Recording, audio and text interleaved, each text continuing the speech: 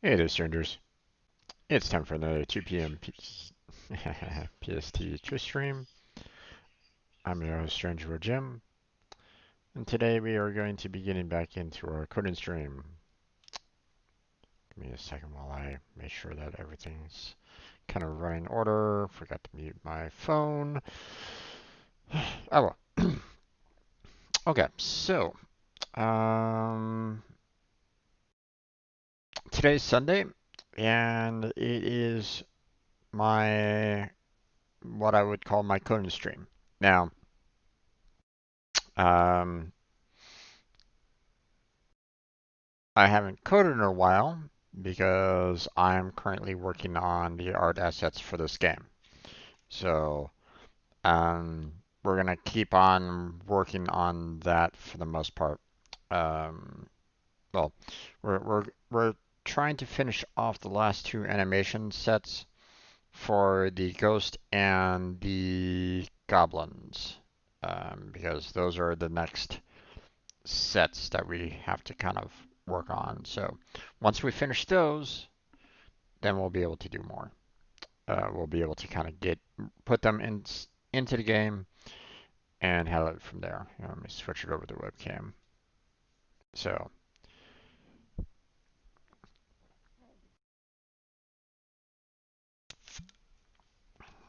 hmm,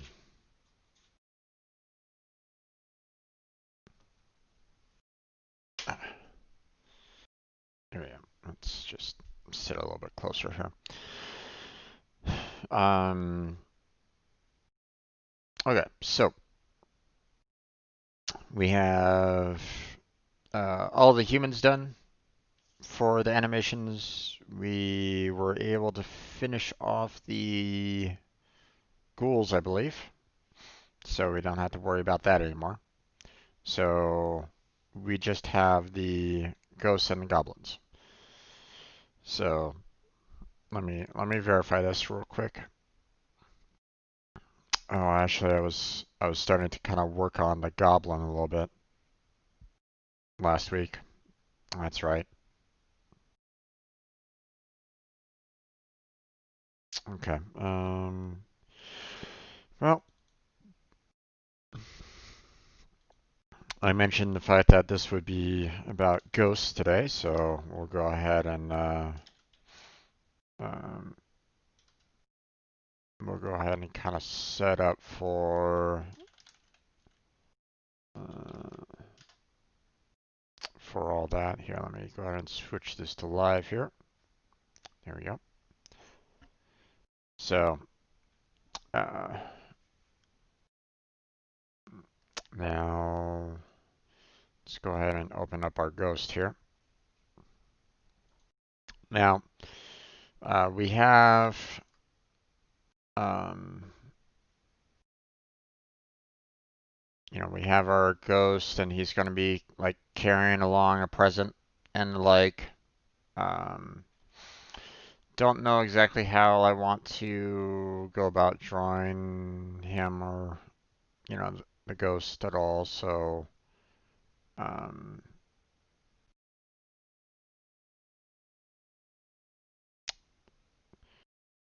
we have the left and we have the right on this particular individual on the ghost.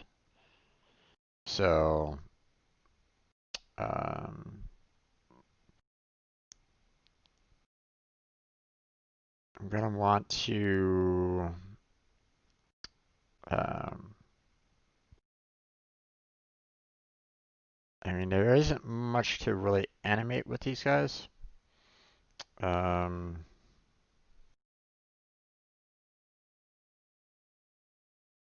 I may need to change things up a little bit on this. So let's see. Let's go ahead and create ourselves a new from template here.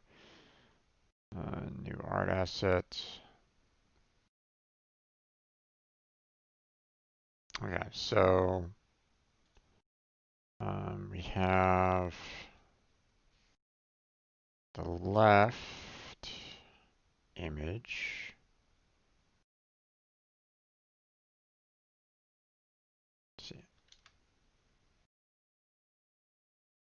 And there's that.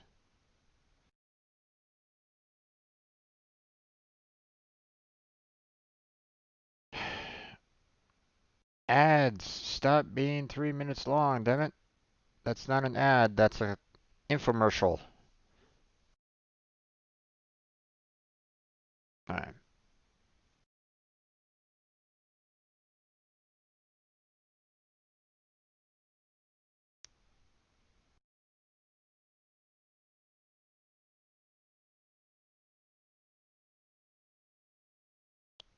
Thankfully, you can actually skip the ads. If that wasn't a skippable video, then or a skippable ad, I'd be really pissed. It's like YouTube, what are you doing, guys? Okay, let's see. So we're going to go ahead and um, we're going to save that,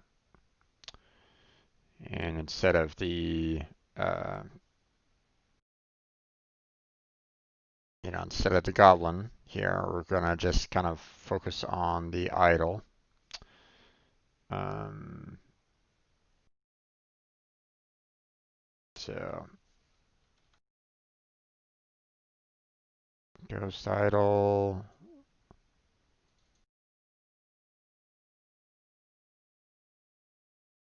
There we go. Now we're going to grab this guy. Hey there, Burst. How you doing there, bud? Or Jedi? Either one. What are you up to today? Okay, we'll go ahead and get rid of this guy. We'll move him there. We're gonna save this as to the right. There we go. Alright. You're doing okay? That's good to hear. That's good to hear.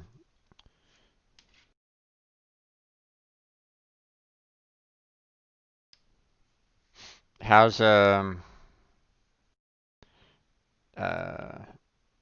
trying my hand at a new thing? Oh really? Okay. What are you working on?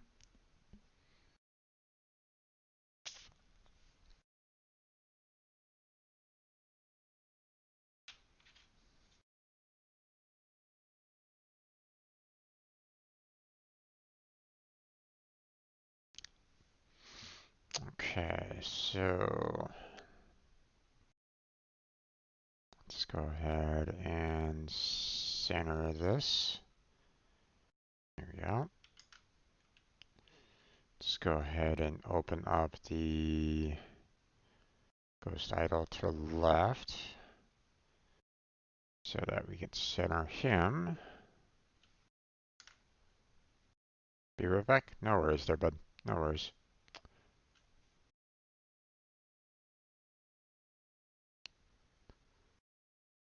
Alright, let's see.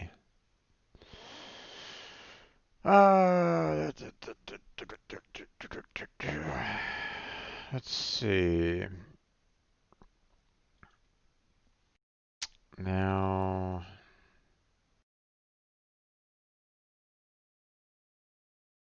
we need.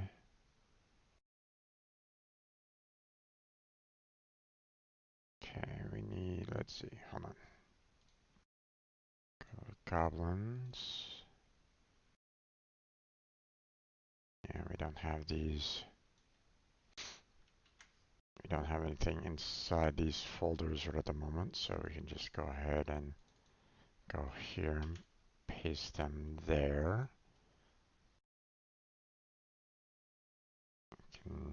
Try to paste them there for the traps, and we don't need carry or we don't need attack. Okay, let's see.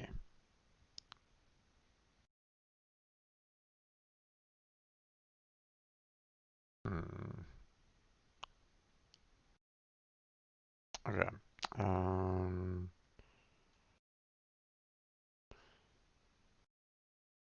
let's see. we need to kind of create multiple files of this. So first off, we're gonna move this into 2. Then we need to save this as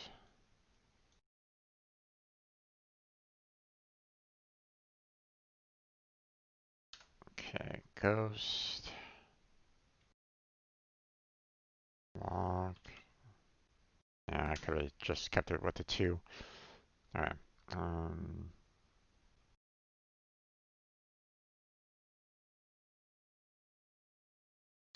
2 save as. Let's see. Lock is done. Idle's done. Well, the files anyway. In an attack.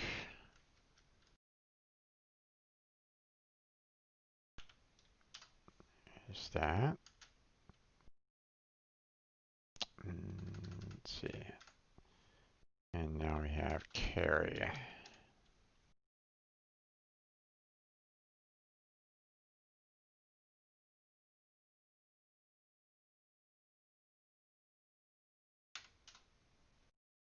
Alright, let's see.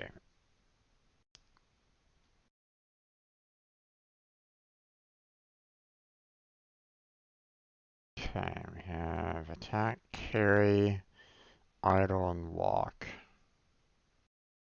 Okay. Now we'll go ahead. We got everything going to the left, so we'll hold off on that for right now. Now we'll come over here, and we will go ahead and get this all done.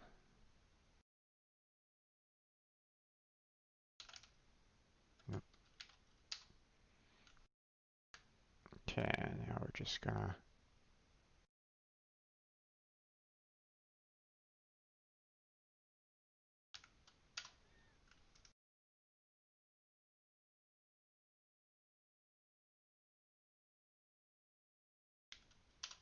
okay. We're just making the files right at the moment just so we don't have to worry about so we can just kind of open up those files and modify them accordingly. So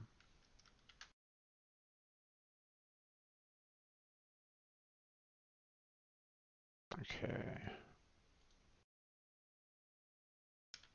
there we go. And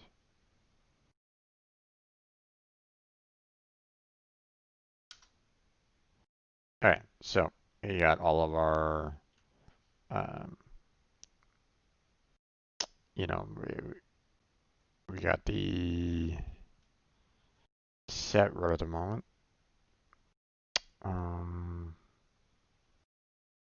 I guess I could probably do um,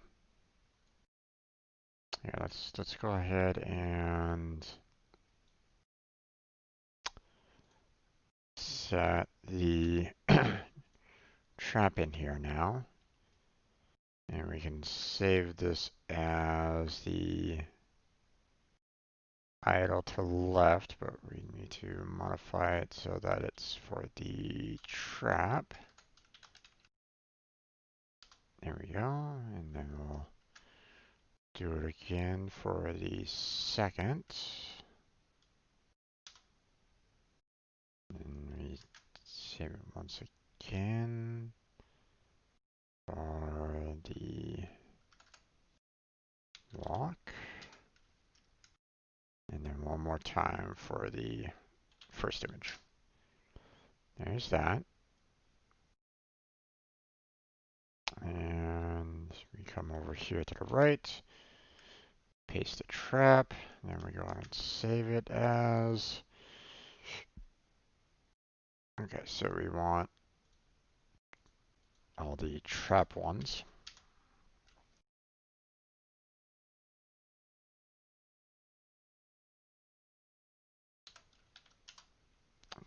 taking care of all that. Oh, let's not mess up on the name conventions here.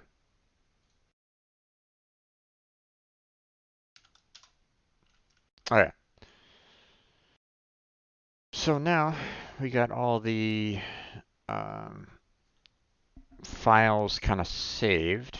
So now it's just a matter of um,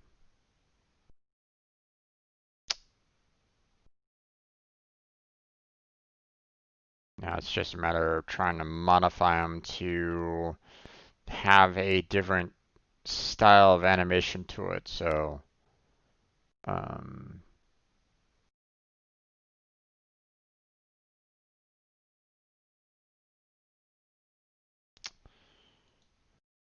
question is how am I going to go about doing this here? Because I'm trying to keep them fairly large on the image here. So at first I was thinking that for the traps I would just go ahead and say I would move it like right down in front of them, but I mean this is fairly large overall, so when you're looking at it from a distance there, I don't necessarily want the trap to be confused as being on a different tile. So, um,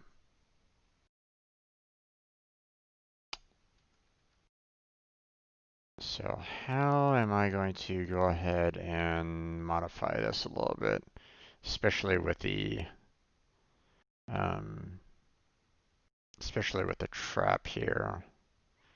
Maybe put it over here as though they're kind of carrying in an arm. I'd have to probably reduce it down in size here.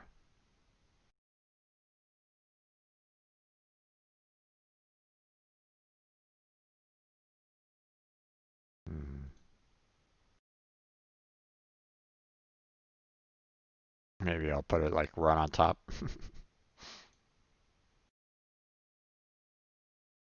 That would look a little odd, I think, a little off-putting.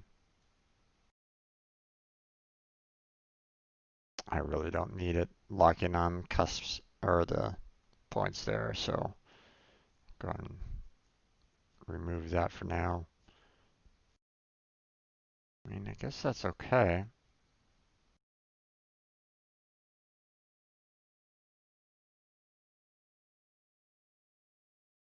Hmm.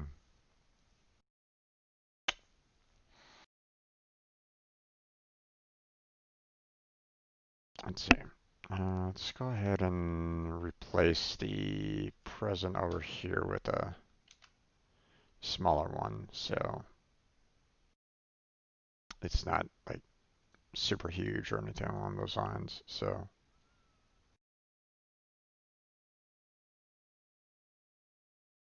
hmm. Okay, let's see. Next, that we're probably going to want to do is we need to do some form of animation to it all. Um, Now this is the walking animation, so hmm, how do I make a ghost look like it's walking? I need to have some kind of animation to it to have it kind of stand out a little bit. Um,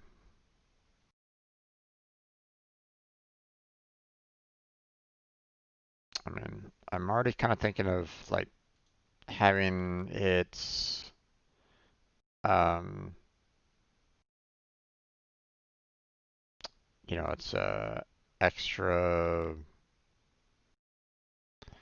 I don't necessarily want to say it's flames, but it's ectoplasm or something like that. Who knows? Um,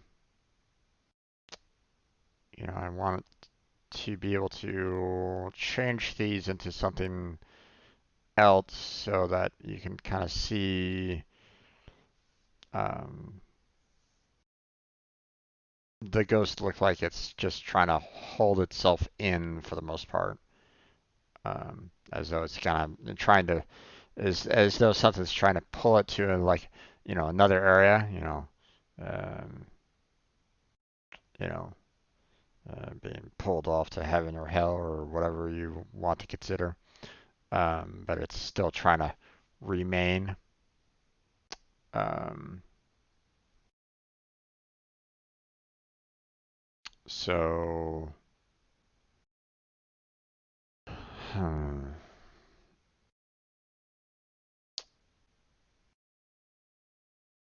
okay.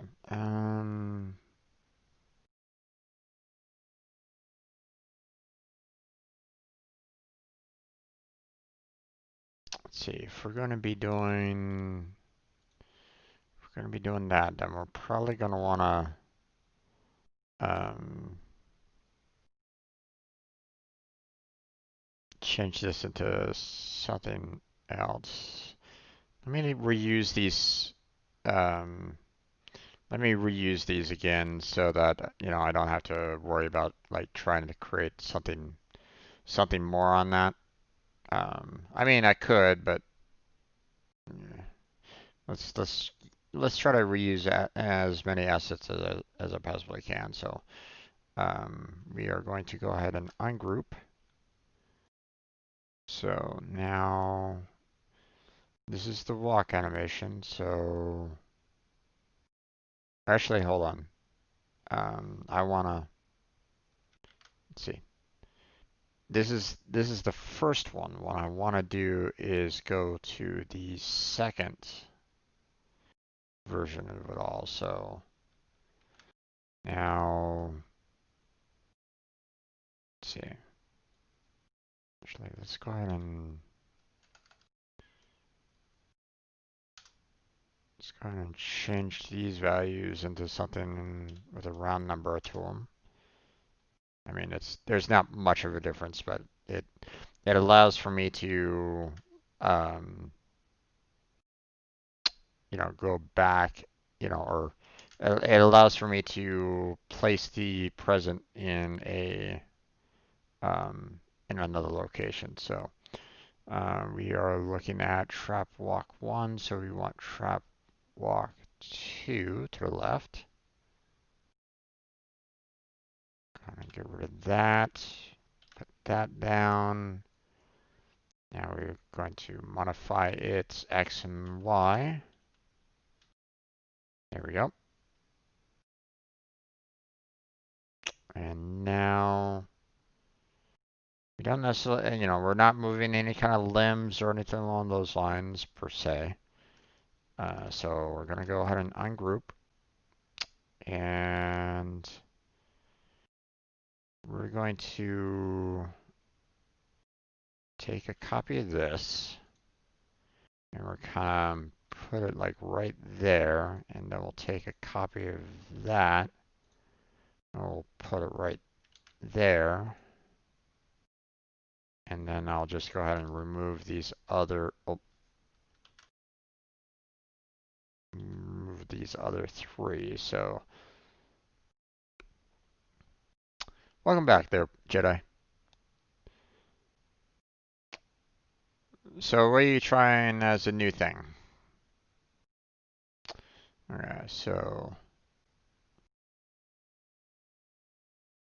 I mean it's a slight animation, but um, I'm hoping that it will be noticeable for the most part. Probably not though, because I mean, trying to see it from there might be a little difficult, maybe. So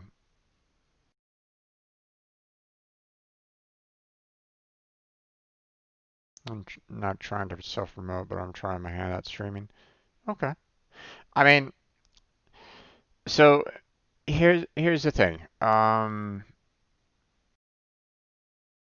I get what you're saying about the whole self promotion and like um you know the people that go to like the large streamers and they basically say, "Come visit my channel," you know, I'm doing the exact same thing. I'm playing at this game, come join me, blah blah blah. That's that's like the self promotion kind of thing, and that's typically not good. It's really frowned upon on that, uh, because you know as a streamer, you're basically telling the audience that's watching the other streamer, hey, I might be able to do something better, so come watch me or something like that. You're basically kind of taking away the viewers from that one particular streamer. But here's the thing, um, you know, you're not providing any kind of links. You're just kind of talking about how you're planning on going into streaming and like, and that's fine. Okay. Um,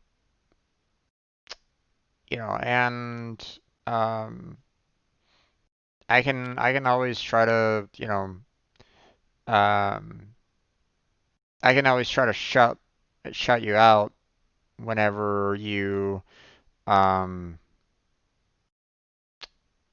whenever you kind of hop on in, I can always just, I don't necessarily have um, moderators all the time on my channel, but let me see. Um, I should be able to.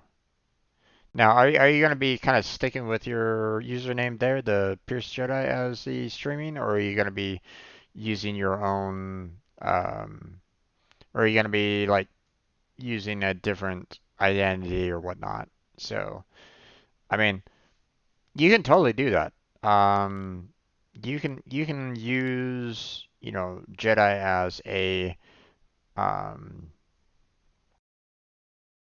as like a hidden profile kind of thing. Especially like if you suddenly become like super famous or something like that. Um, Sometimes you just kind of want to lurk and communicate with others without having people know who you are. So, um, I mean, there's been streamers and the like that have kind of took it upon themselves to have like a second profile and the like. So,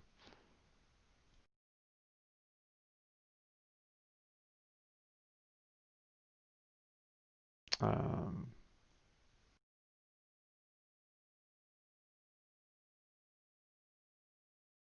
uh, yeah, that's not absolutely not what I want to do. I don't even know if I'll ever expand to voice or camera.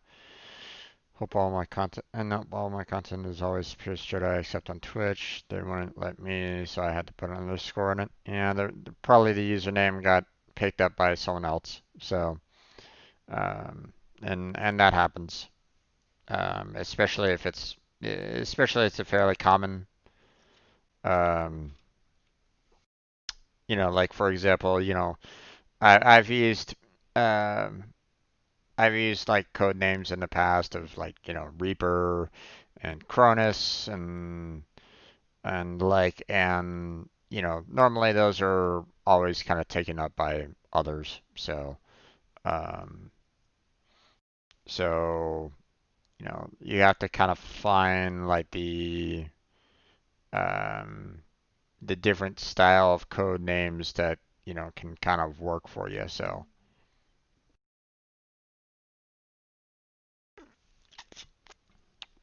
yeah, I'm guessing someone saw my name in some game playing multiplayer and took it. Or they had it to begin with. You never know, man. Um, they might be kind of looking at you and doing the exact same thought. They might be thinking, this guy took my name. You never know. Um, it's one of the reasons why, I did the Strange Bro gym because it's unique, or at least it's unique to me anyway. Um, but you never know. Um, okay, well here's the thing. When it comes to streaming, um, everybody has to start somewhere. Okay, so if you don't have a camera, if you don't have a voice, it's perfectly fine. You can still stream and you can still kind of interact with your viewers even though you might not have a voice or camera. I mean, it takes a little bit longer. You'd have to basically kind of be chatting, typing in the chat box um, with your viewers, but um, if that's um, even even if you don't, maybe you don't even want to interact with them. Um, there's that too. Um, it all depends on what you want to, what do you want to get out of streaming? Pretty much. For some people, it's I want to make this a business, and sometimes that kind of thought line is mm, not great, not great, because um, it's it's a highly competitive field, and um, if you're not entertaining, and if you're not, well, somewhat genuine, there are those that are completely ungenuine and they still get views and um, you know followers and subscriptions and the like. So I mean, it's all kinds, but um, but the people that um, really put um, the ones that really kind of connect with their community and you know they are um, you can kind of see their genuine nature, um, then you have the potential of getting so much more, in my particular opinion. Okay. So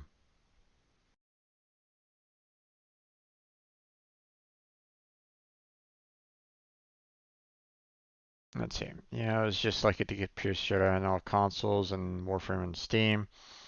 As for what I want to get out of it, just seeing what it's all about. I mean, yeah. Um, it's you know, for me, it's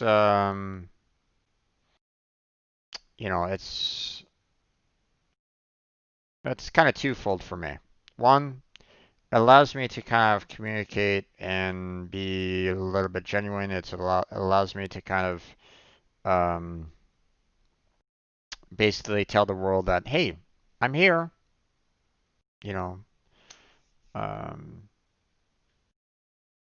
I'm you know, this is where I'm at. This is what I'm doing. Um, the second is basically allows me to kind of have some kind of stable um, creation. Okay. Now, some people might look at gameplay and go, well, that's not necessarily creation. And I get that.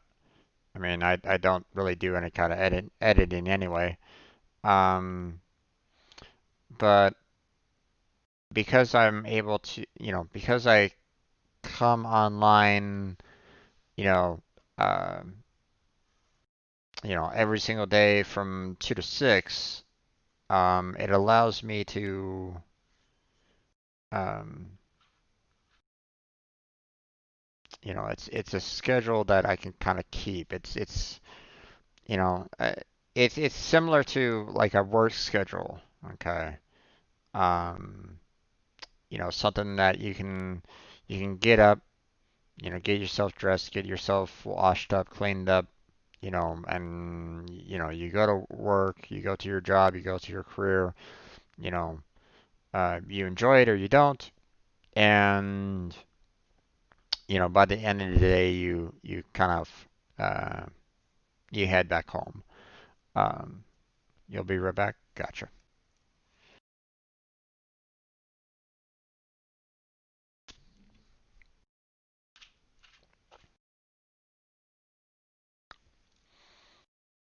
Now, for me, it's a little bit of a mixed bag because for the longest time um, I kept on trying to go for some software development jobs, going for the entry level jobs, and I kept on getting rejection letters all over the place, and you know, it it was really taking a toll on my mental health. Okay, um, because um, I wanted to be able to do something more with my degree. I have a computer science degree. I can code. I mean, maybe not as good as others, but um, it all, after I was laid off from my last job, um, I was always it always felt like I was in a constant struggle to try um, to get somewhere. So, um, let's see actually. So, the uh,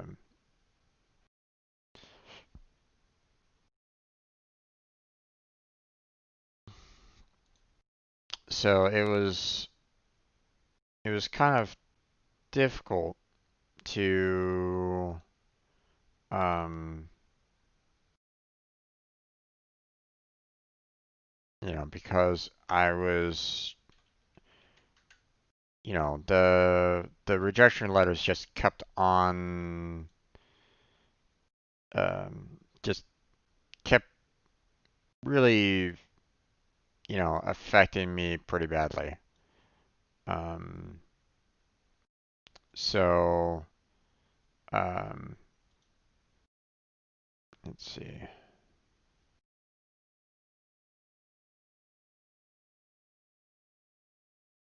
Let's see.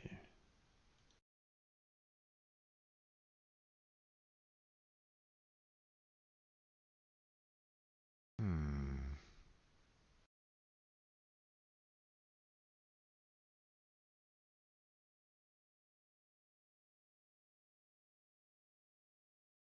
No worries there, Jedi. No worries.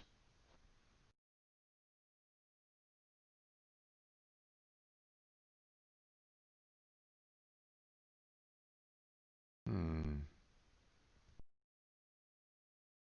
I thought I actually created a new command and like, huh. Hold on a second. Um, there should be a way for me to.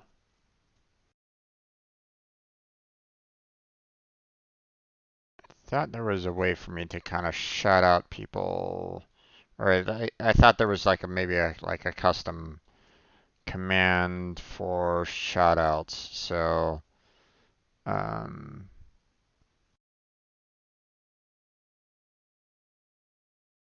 let's see.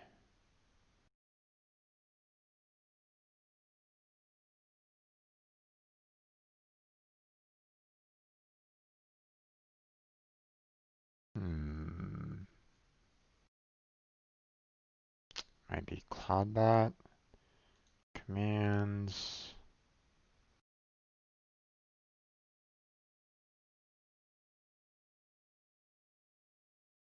Yeah, okay, so it looks like it's a default one. So if I do this,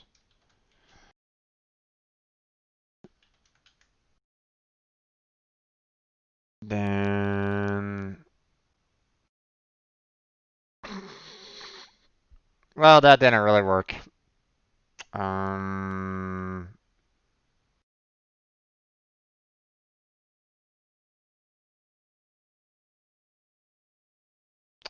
that's weird. It should have been able to. Well, I mean, it helps me. Um, um, I do want to try to. Um, I have to kind of get used to doing that there, Jedi. So I don't mind doing it whatsoever.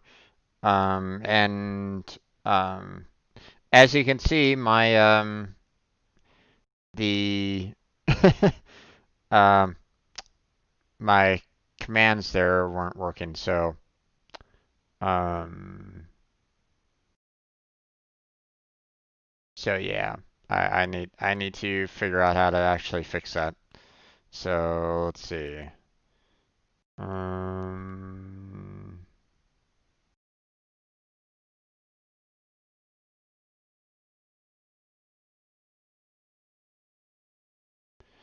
um,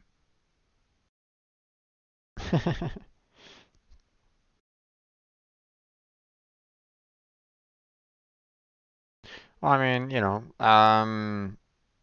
the reason why, I do, there's when you're a new streamer, obviously there's a lot of things that you have to kind of um, work on, test out.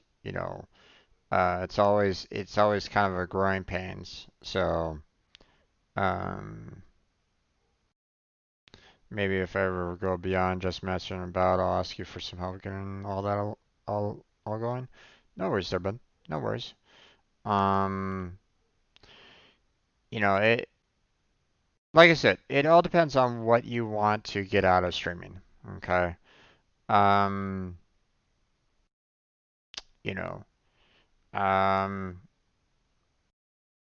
for some it's just about, trying to find like-minded individuals that you can kind of talk with, about, a game or what you're doing, about your art, or, whomever you're kind of, whatever you're kind of talking about. It could be like current events, it could be, about your singing, it could be about your exercising, you know.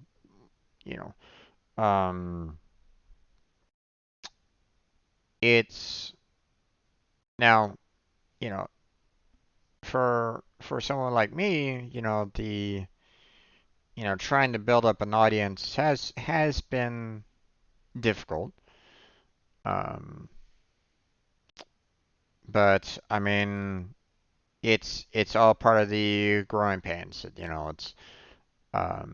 You have to, find the people that want to kind of stick around, watch what you're doing, watch what you're doing, and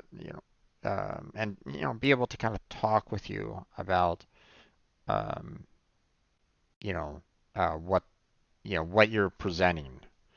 So, um, so it kind of fills in um, that need for kind of finding some amount of online friendship kind of thing. I mean, obviously you can try to uh, do that by just um, trying to talk in like the game chats or something like that. You can try, but it that can be kind of difficult as well. Um, especially if you're like an introvert like me who doesn't really speak up very often. You know, I see a conversation and I'll just kind of sit there and listen. And maybe, just maybe, if I have something to kind of contribute, then I'll try to speak up. But you know, that's one of the problems with being an introvert. You're always kind of there's a certain amount of nervousness about it. So um,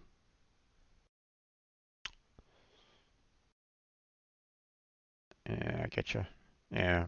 Um, but one of the nice things about one of the nice things about streaming is the fact that you can not only can you like just kind of connect with your real life friends, um, through games that you're playing, if they are interested in playing any kind of like online games or the like, um, the or you know if if you feel isolated, like you know like some people feel like they are alone in this world kind of a thing. It's a great way for them to reach out and find people that are also like-minded. You know, um, you know, um, kids that feel that they get picked on or something like that, for example, or um, adults that feel like they're completely isolated based off of whatever they think about. Um, you know, uh, streaming, creating YouTube videos, it allows for you to kind of try to reach out and say, this is what I do. This is who I am. Um,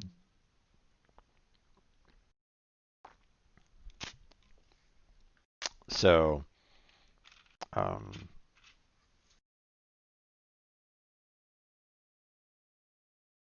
so you can, it allows for you to kind of be able to allows for you to kind of connect with others. So, and that's good. Um,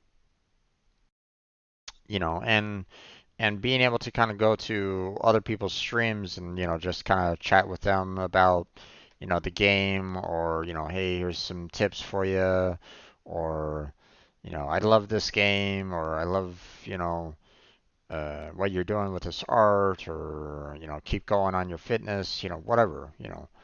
Um, you know, the person that is doing the streaming is obviously going to be appreciative of that. So, okay, so let's see. Why was my CloudBot not working? CloudBot command not working. Let's see.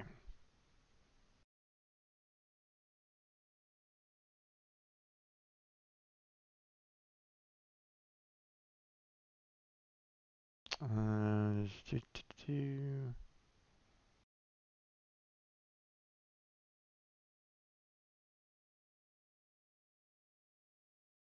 Um,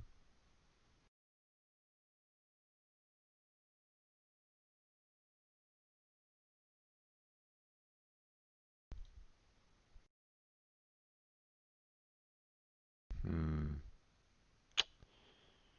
Nope, that's not what I'm looking for here. Sorry, I'm kind of curious as to why my SO command didn't work. The dollar bill signs up there, the dollar URL, the dollar target name, and the dollar target name should have been filled in with, the details of, who you were there. So that's why I was kind of that's what's kind of throwing me off. So, um, or at least I've seen those kind of commands work on others, so I want to figure out how um, let's see.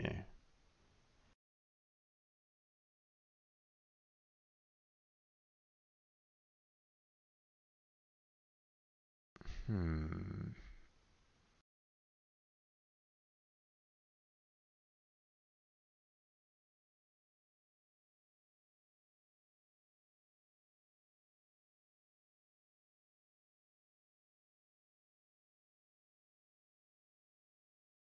Let's see.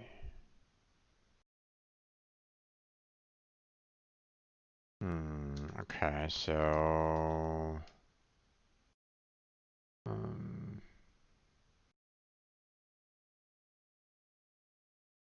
maybe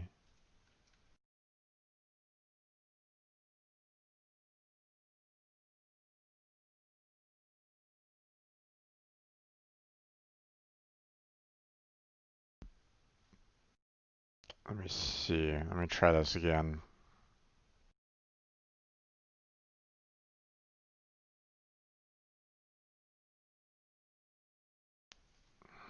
Get this out of my way. Cup is in my way there.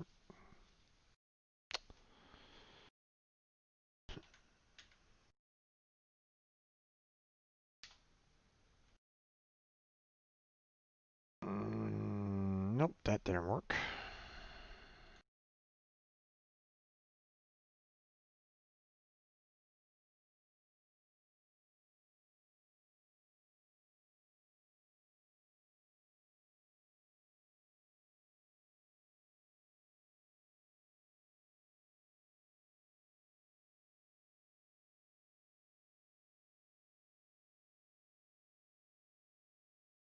Hmm. Okay. It's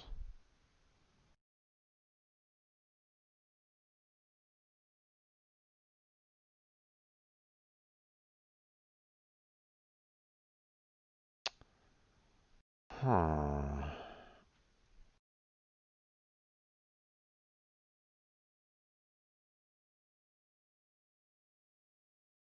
Let's see.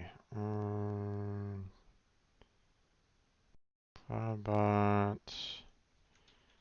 Shout command not.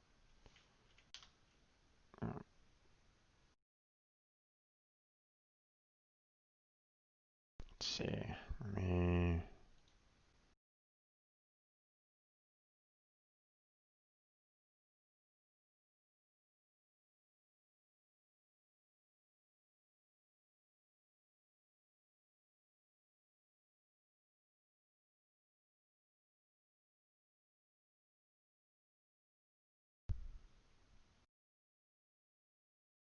Hmm.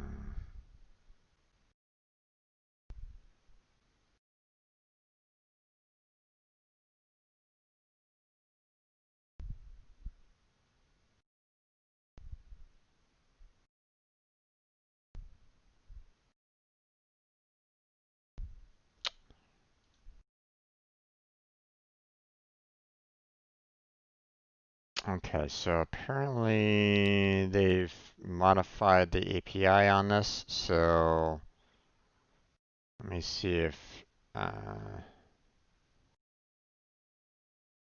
mean maybe try this out here.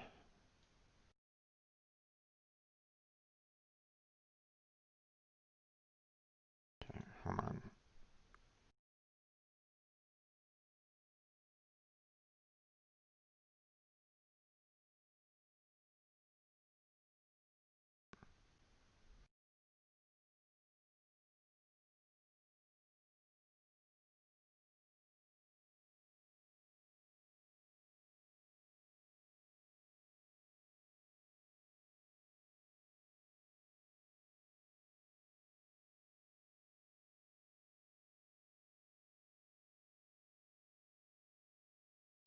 Okay. try this out here once more.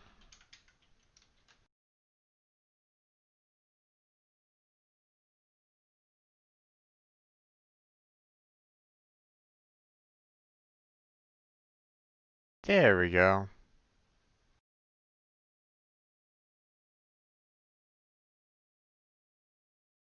Okay, it was just the commands that was um, that they had weren't they changed their API, so it was target.name. They had like old values in there, I guess, for just target name. So um, all one word. So it was like, okay, well, I gotta fix that. So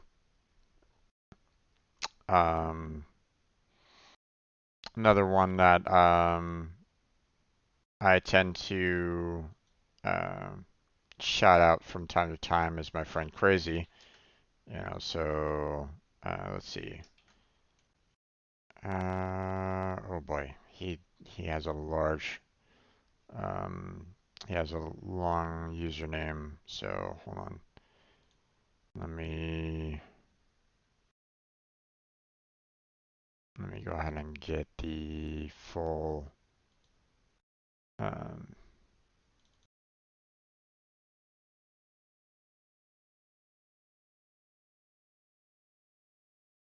go ahead and grab his full username there. So now I can do that, and that's my friend Crazy um, who I've uh, played Warframe with. So, but obviously, um, he hasn't streamed in a while. But you know, okay, uh, looks like it's working now. So that's good. No worries there, Jedi. No worries there, bud.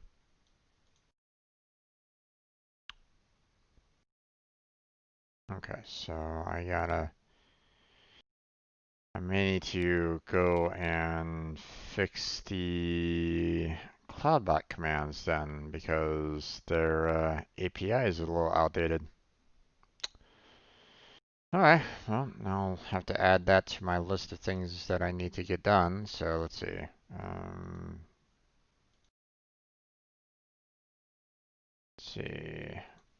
Let me add that to my list of things to do.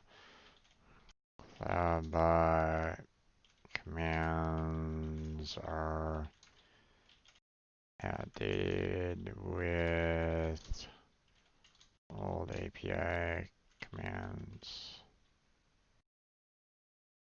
They need updating. There we go. I basically have this little list of things that I really need to kind of work on and do because uh, um, you know, when you there are times where I kind of wish that I had like a muse that I can help, inspire me to keep on um, that can kind of motivate me during my off hours during the stream. And it's like, yeah. But um, let's see. Um,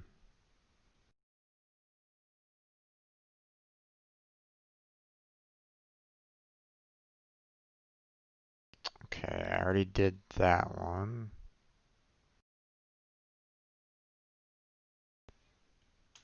So I don't need to worry about that things to do anymore. Let's see. Alright. Yeah, but still got so many more to do. Oh well. Alright, let's go ahead and we can kind of close all this down. Don't really need that. Alright, sorry about that. Alright, so um But yeah, it all depends on what you kind of want to put into streaming and like. So, um, okay, so we have this. So now let's go ahead and open up our um, the animation tool that the GIF web page so that I can kind of use it to um, um, see how this is kind of looking. So, whoops, no, no, no, no, no, strange. Yep, hold on.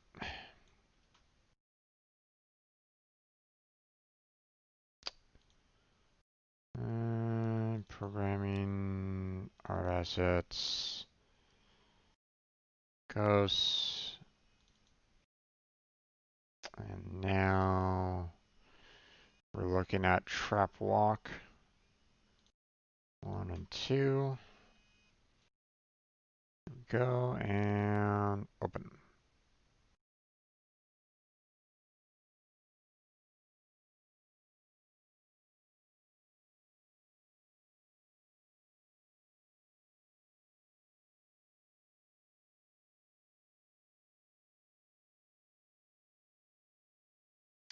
Okay.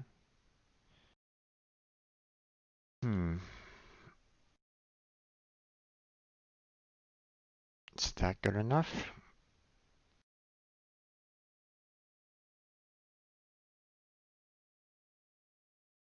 I don't know. Probably not.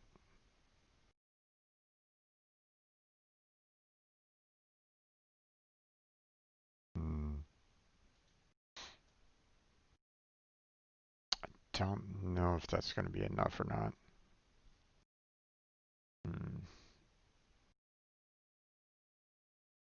Okay. Um,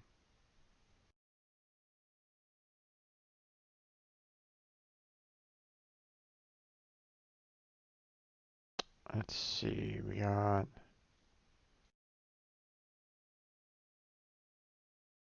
trap walk. Let's see. We'll go ahead. We'll keep the trap idle the same. Actually, hold on. All right, I want to change the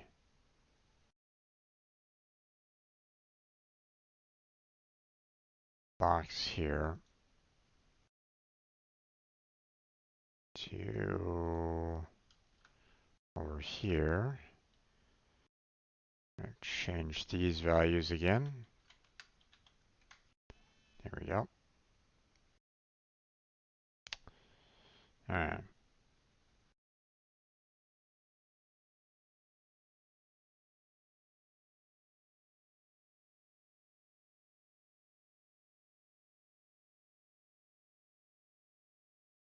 Hmm.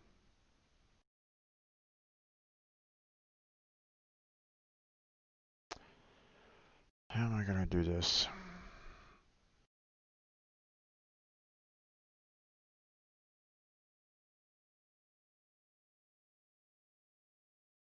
Hmm.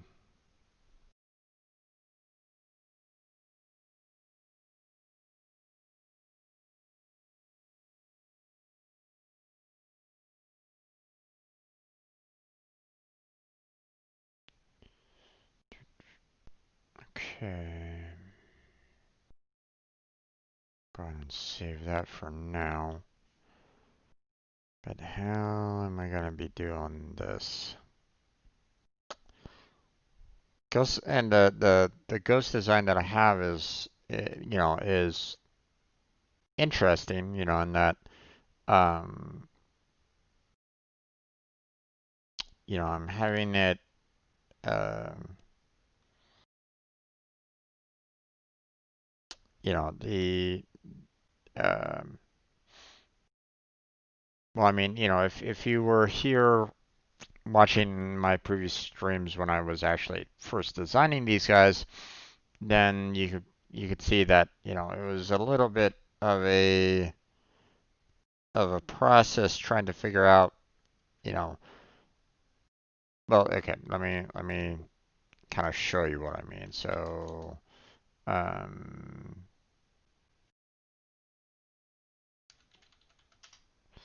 so when I was, trying to figure out, what I kind of wanted to draw, you know, the images for ghosts and like were like, okay, pretty fairly standard overall, and I'm like going, okay, well, I didn't want to have the um, your typical, sheet, with gravity kind of deal to them. Um, I want it to be a little bit different in a way, so that it can be able to kind of stand out a little bit more. Um, so I saw like images like this guy here, for example. There was another one that I saw that was um, that it was also kind of a little bit terrifying in that um, they were kind of showing like particle effects coming off of the ghost from below as well. Kind of like this in a way, but it was a lot more um, like descriptive and like it was really kind of um, there was a lot of like little details here and there. Did my video pause right in the middle of the damn video? Come on, stop that. All right. Um,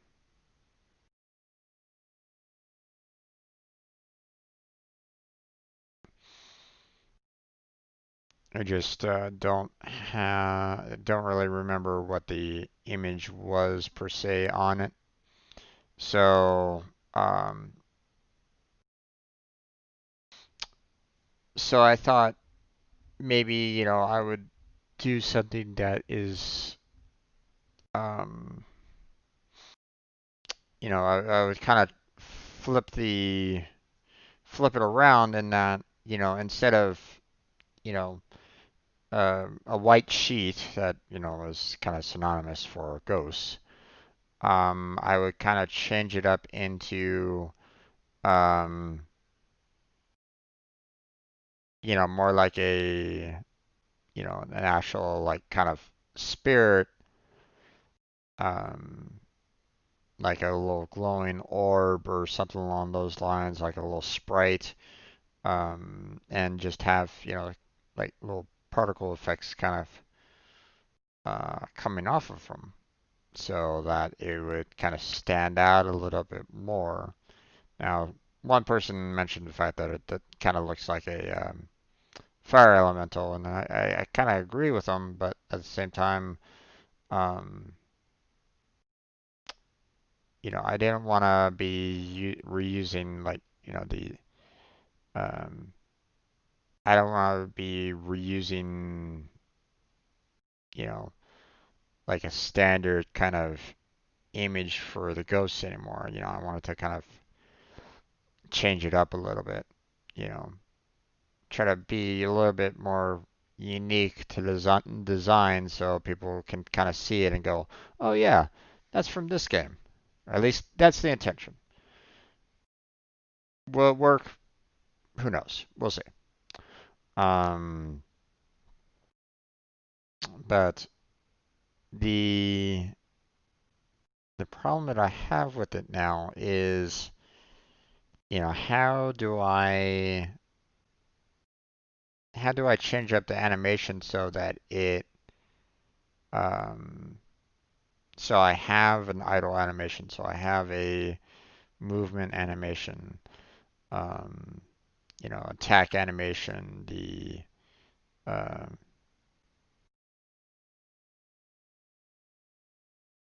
you know, Um, I need to be able to show that these particular enemies are still, um, you know, moving about on the map and um, interacting with everybody there. Um, so I gotta kind of be careful um, with that because I want to make sure that I want to be able to kind of show, what I want to show. I mean, I don't want to. One of the one of the difficulties of it though is the fact that I don't have any kind of arms to my ghost or anything along those lines. So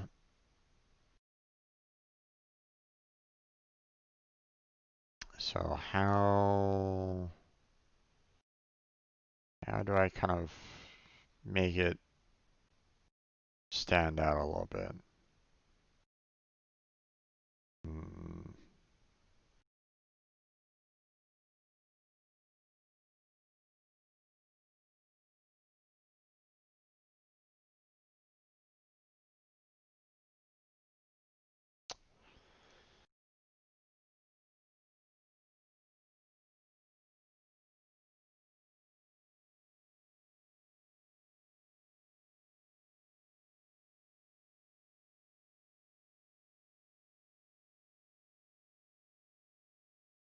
Hmm.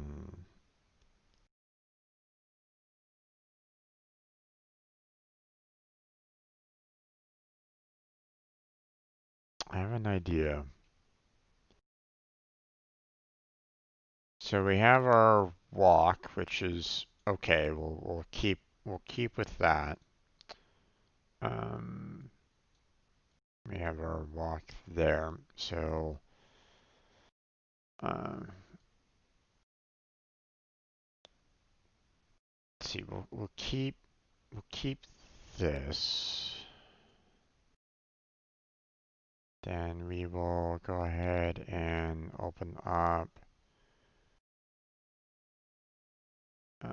trap idle 2.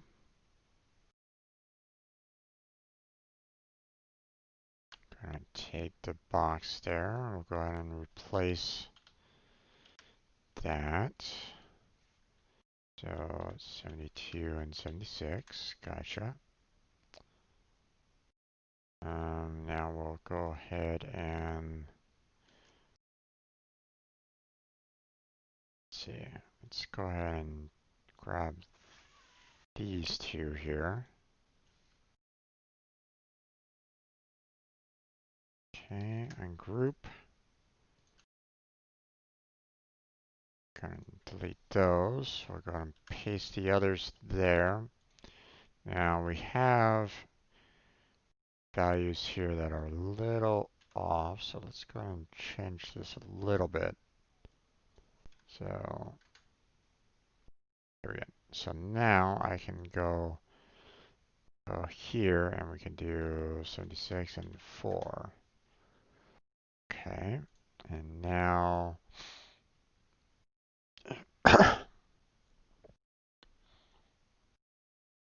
so here's what I'm kind of thinking right at the moment, and we'll see whether or not this works or not. But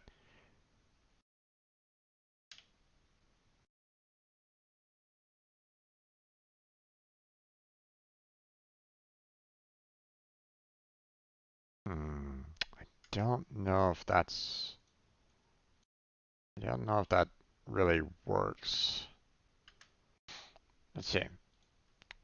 Let's go ahead and go here and we'll try out the two images. So we are looking at trap idle 1 and 2.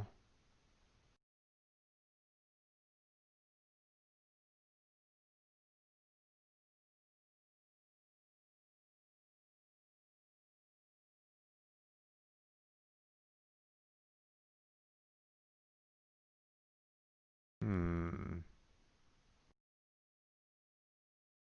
I mean, it's definitely a different animation to it, and it's not as subtle as the walking animation. The reason why I want to kind of try to keep the body in the same kind of position for the walking animation is because I want, um, I don't want to be able to, I want the player to know, hey, this particular individual, this particular ghost is heading in that direction or, heading into the right direction. I want them to know, hey, they're moving to the left, they're moving to the right, whatever. So, you know, hmm.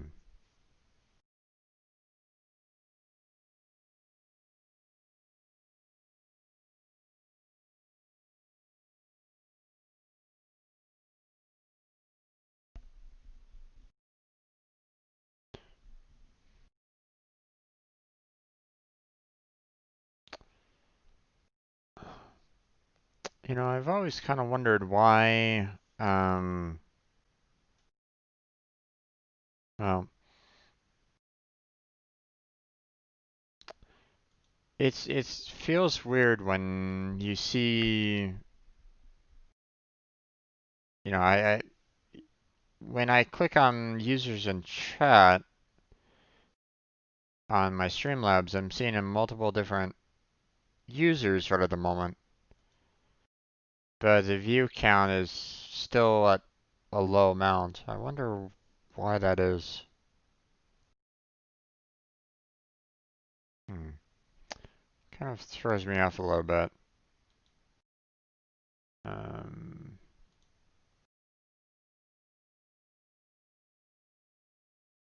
Kind of curious now. As users,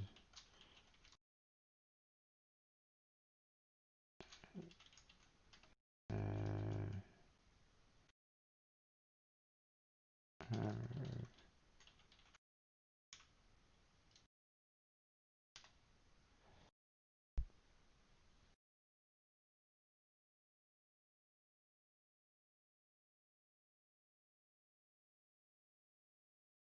okay. Um,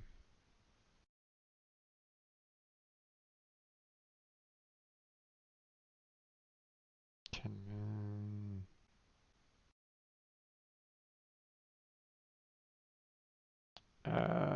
People might be logged in through IRC but not viewing your page. People might be on your page but shut your stream off for the night.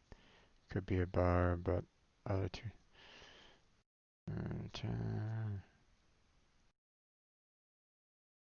Which won't count them as a viewer. They may think idling it in chat is enough to be counted as a viewer.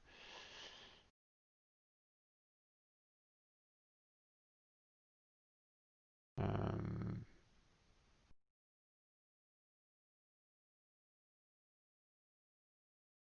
hmm,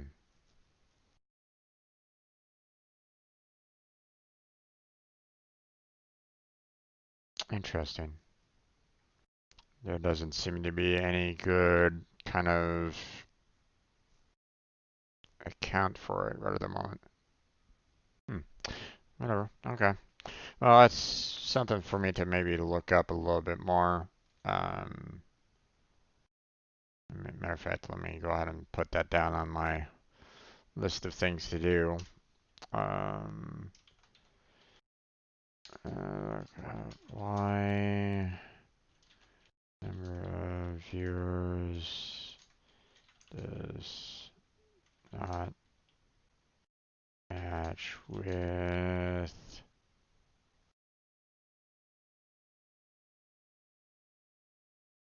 users in chat.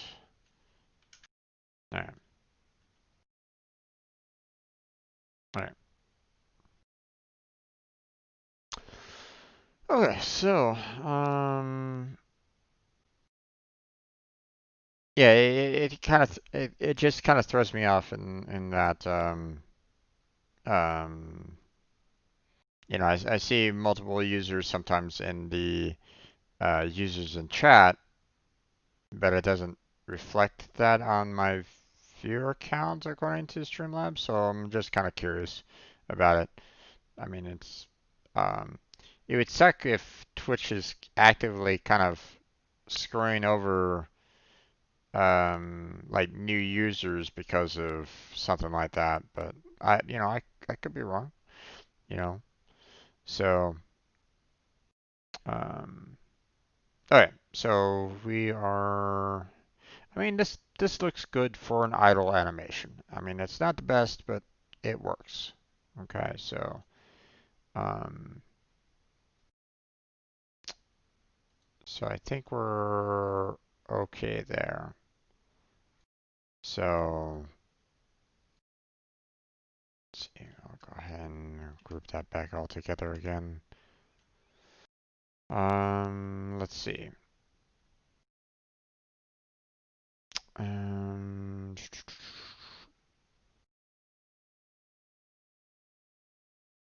okay.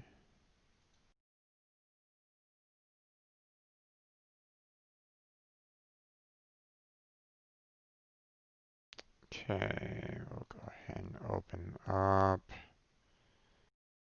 the trap walk, the right one.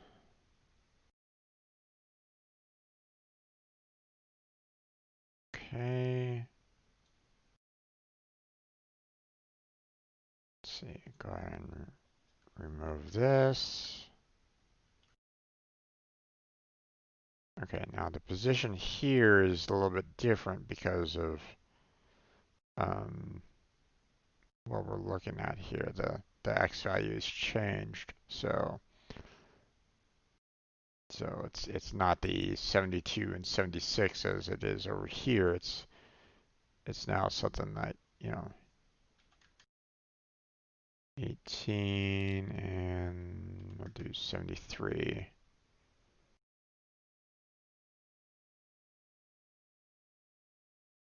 So now we can just kind of group that all together.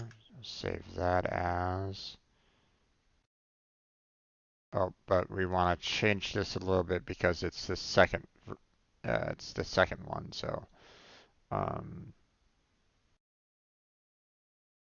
so let's see. Um, Ungroup that again.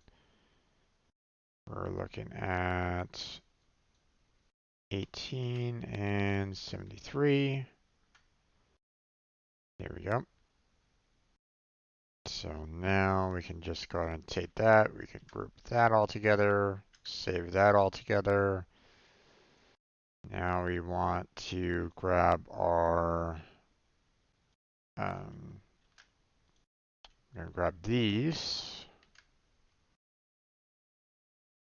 and that is in the 67 and 4 position there. So we're going to go ahead and ungroup that, delete these,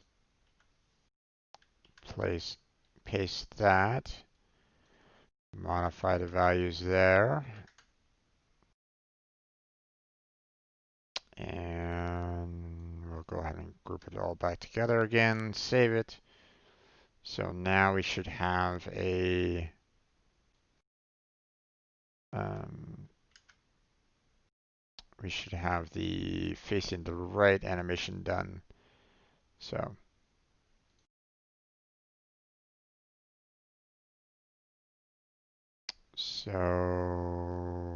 trap walk 1, 2. There we go. All right, that works.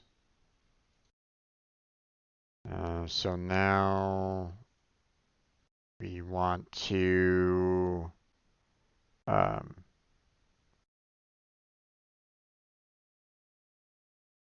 let's see.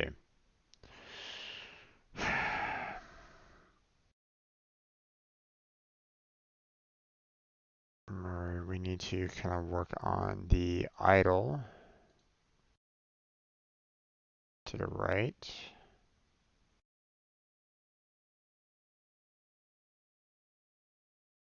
Let's go ahead and open up the other idle.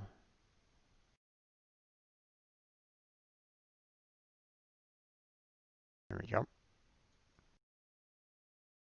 Okay, so we need to get the position for the box again so that we can adjust it for this. So 1873. There we go.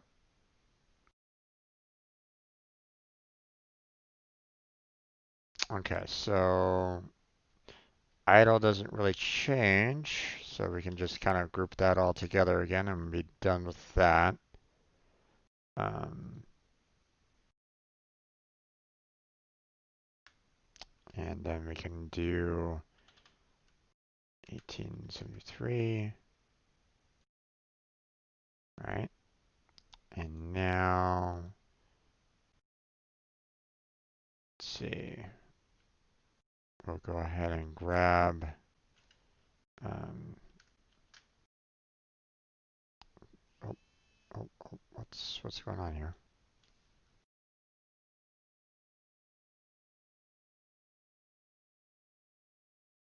Grab those two. I'll go ahead and break that apart. Put those down.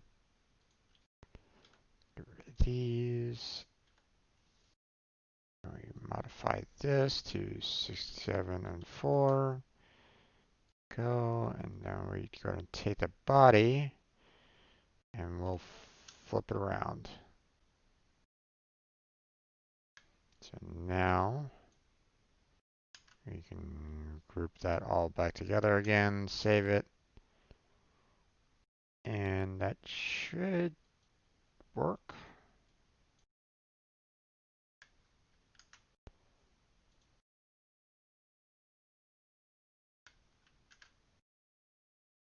Okay. So now we can check out the idle.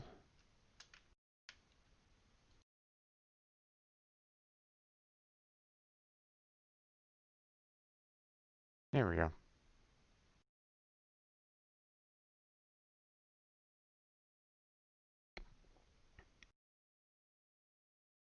Okay.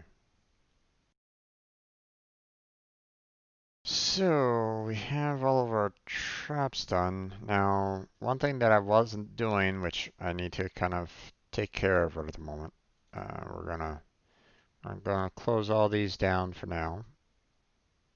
What I'm gonna need to do is go one by one through the images and make sure that I clean up the document. So let's see. Yeah, I can't really open them all. Okay, so cleanup document. No cleanup necessary. Okay. Open.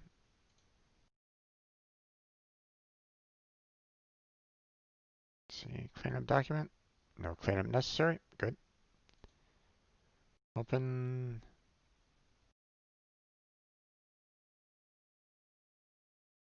Okay. Cleanup document. No cleanup necessary. Moving on.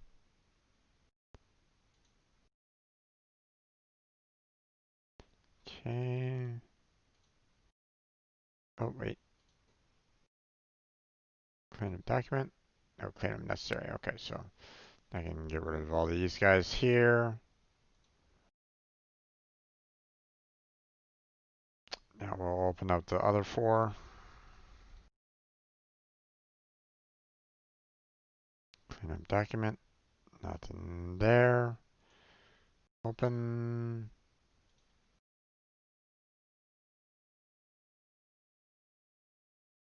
Cleanup.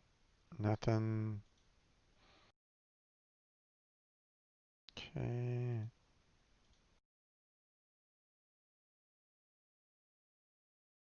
Document, nothing, no problems there.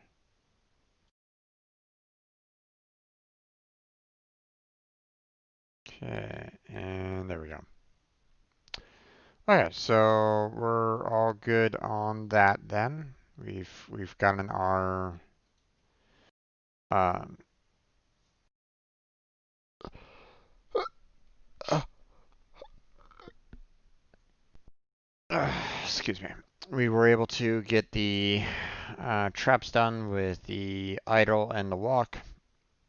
So now we can move on to the um, um, the non-trap versions. So um, I don't have to worry about the gift or anything along those lines. So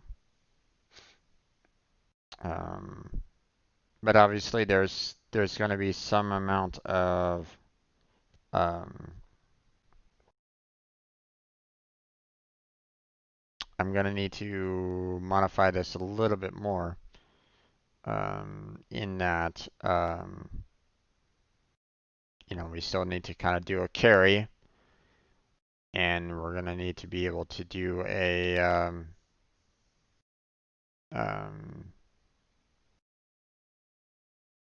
we're going to need to be able to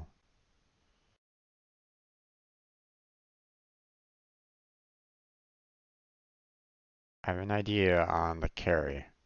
I have an idea for the carry, so that's going to be we'll see about how I can kind of put that together. So um,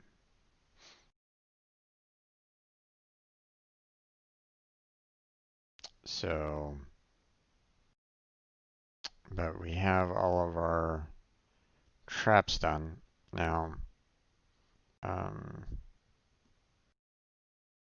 what I want to do is um, let's go ahead and grab all of our um, our second version here with the um, with our different particle effects here. Oh, ink.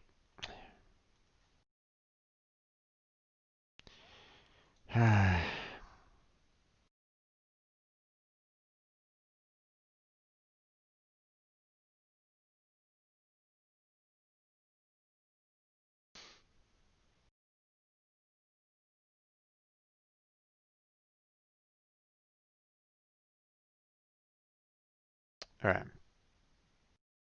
let's try this again, shall we?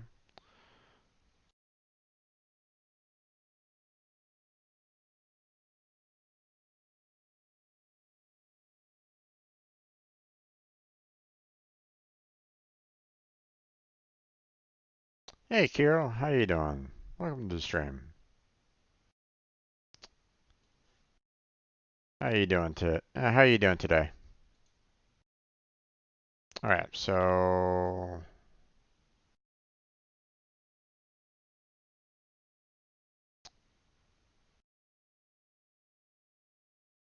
doing pretty bad in general. Oh, that's sorry to hear about that there, bud.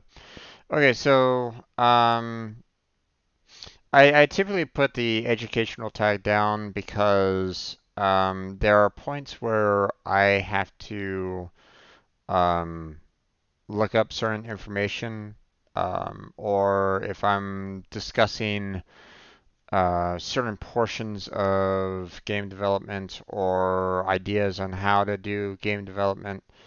Um, I normally put the educational tag down because um, if you're kind of watching me, then um, and if you have any kind of questions, then I can try to answer them. Or if I'm having some problems, um,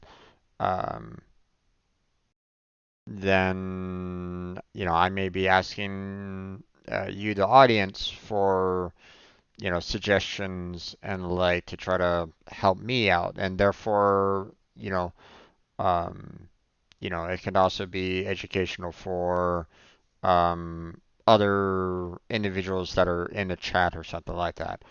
Um, Also, seeing that I do put these up on my YouTube channel as well, then um, people can kind of see, the process that you kind of have to go through when you're developing, a game from scratch. So um, now, um,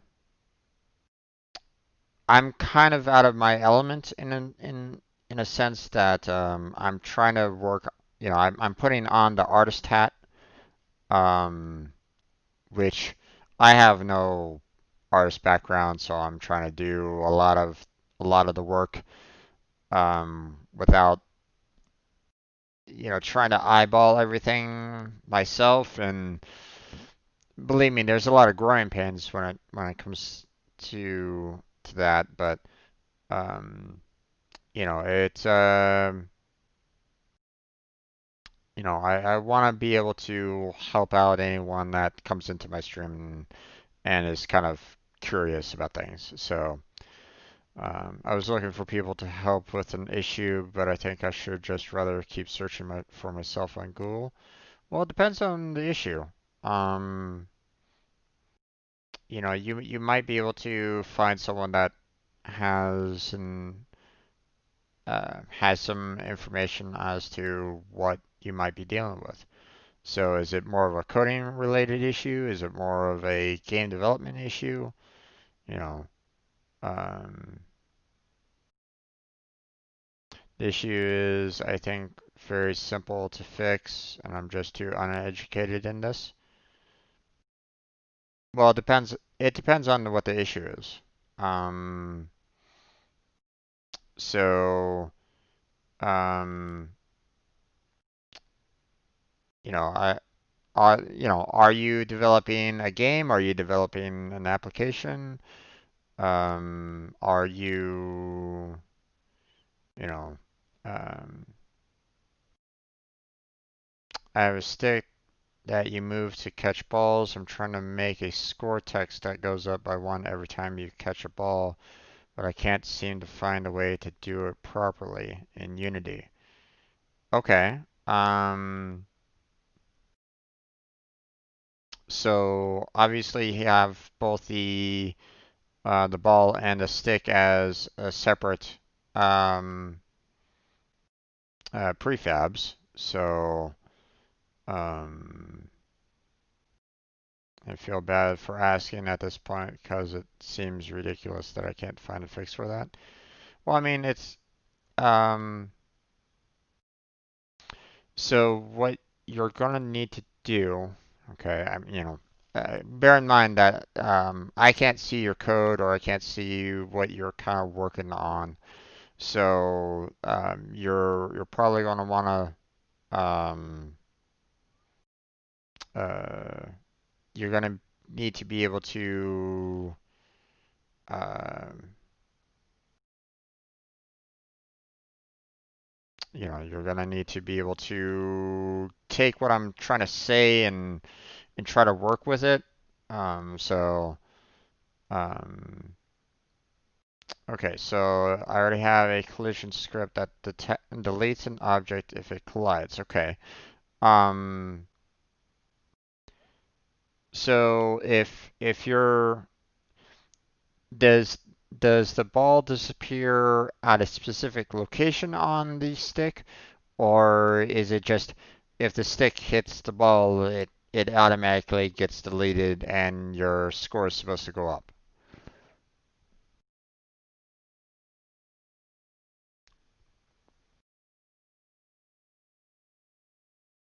Okay, the ball disappears as soon as it hits the stick, and obviously you've tested it and that works, right?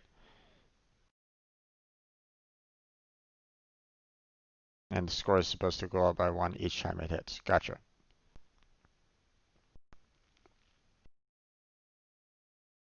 The deleting ball and the hit works. Okay. So you obviously you have a text box that is basically displaying the score and you have a number um you want to display a number that's right next to it as well. Okay, you want to have something that says like score and then number, or maybe you're just showing the number right there. Okay. Um, but you're gonna want to make sure that you have, if you do have like score and a number, make sure that you have them separated out. Okay. Um, um, because Um, well, depending on how large the score is going to be, you might need to kind of move the score around, or you might need to have like extra, um, you know, a large amount of field available for the score, depending on what you want to have that as. Okay, so your text box will have um, you should be able to have a code segment that you can kind of put into for that text. Say you should be able to put um, like a function value inside the code section, or you should be able to put um, the file in question into the text box. Um, I have that. I figured how to input stuff like that. Y position of an object. Gotcha. Um, so you should have something, for the text box that allows for you to modify to get information from your code. Um, so then what you're going to need to do is obviously you're going to need to whenever when the collision um, when the collision happens, you need to have that trigger flag, okay, that will basically call a function so that you will add an additional point, within your code. Um, and then in that function, you can just basically have something like a static value, or you know a global, basically a global value, or some value that will just kind of continuously be available to be increased over time. And whenever that collision effect happens, you you do that trigger effect on it, okay, which will call that function, which will change the value, and then that should call like a refresh value on the number on your text box, and that should change your value accordingly. So, obviously, I'm telling you all these kind of words and the like on it, but um, try putting in X number, which is 0, and then add 1 each time it hits an object, but I had the problem that it's in a different script.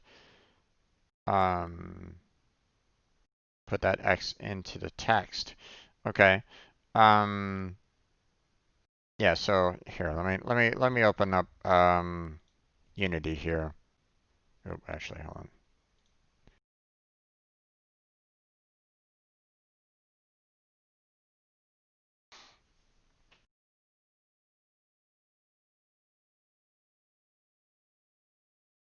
Now, bear in mind, okay, um, I'm fairly new to um,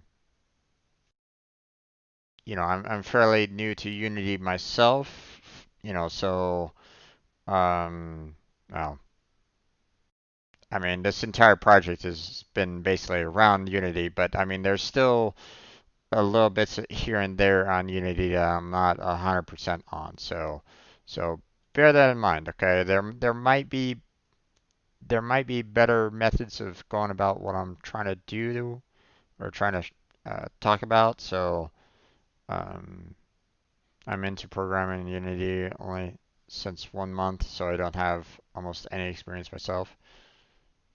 Um, have you just started programming, or have you been like programming in other languages, but you just started Unity within the past month?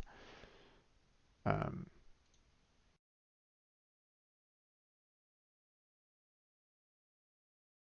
okay, here, let me bring up the 2D roguelike because um, I think that might have more of what we're gonna be needing. So,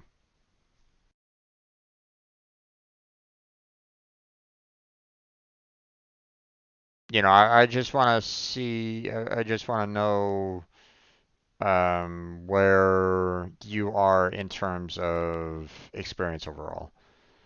Um, this is my first experience in programming and game development. I had Pascal and computer science, but that language didn't help much in C sharp. Yeah, yeah, Pascal is a very, very old language. It's spaghetti code, so yeah, your C sharp is least better than Pascal in terms of coding. So, um, the one of the problems that you're probably facing as well then is that um, Unity has its own unique set of code in of itself. So you have C sharp and you have Unity. And while there are some similarities between the two, um, you do have different. Um, there are still like portions of Unity that are not in C sharp, for example. So, okay, we don't really need to worry about the update for now. I don't need to worry about that. Okay, so, um, okay, so this was the 2D roguelike tutorial on YouTube. So I'm just kind of using this as kind of like a backdrop here. Now, let's see. Um,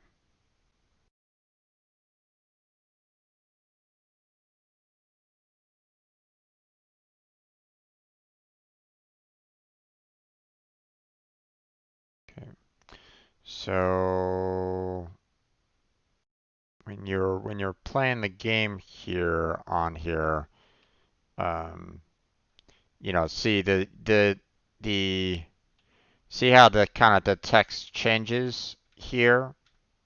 Whenever I'm moving around. So what you're trying to do is you're basically doing the exact same thing, but obviously you'd want to have that kind of collision effect to be kind of increasing or decreasing the text value there. Okay, so um, what we're going to do now is we're going to look at our scripts here. Um, let's see.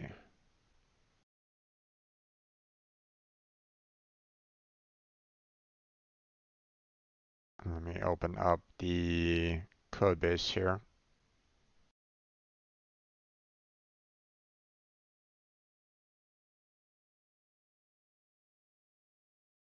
Okay, so we have a moving object. Oh, don't need that. Let's see.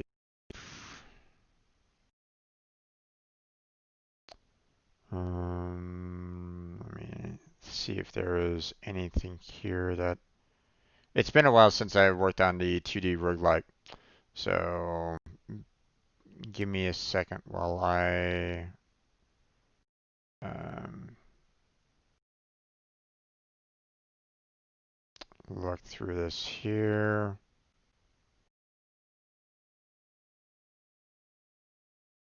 Okay, hold on.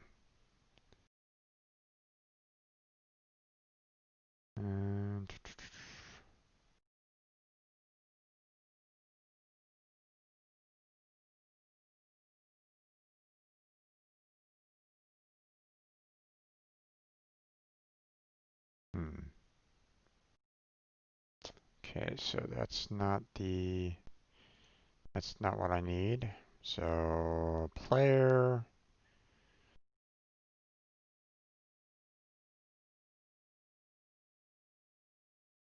there it is. Update food text. So here, let me open this. Let me open that back up again. Is Visual Code better or worse than Visual Studio Community in any way? So um, I use I use a this Visual Code because it's free and it allows for me to kind of modify it and be a programming tool. So it just basically shows you where the errors lie, where um, and it allows for you to kind of modify the code accordingly. Um,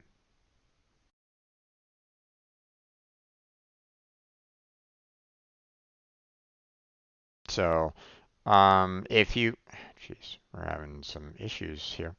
Um, if you actually have Visual Studio, um, like the actual um, um, the program of Visual Studio, then um, you'll be actually able, I do enjoy Visual Studio. Kind of wish I had it myself, but obviously I can't afford it, purchasing a license for it right at the moment. So I have to do the next best thing, which is the Visual Studio Code. So, um, and it works for the most part. Um, yeah, I know. It was everything's kind of loading in a lot, so um,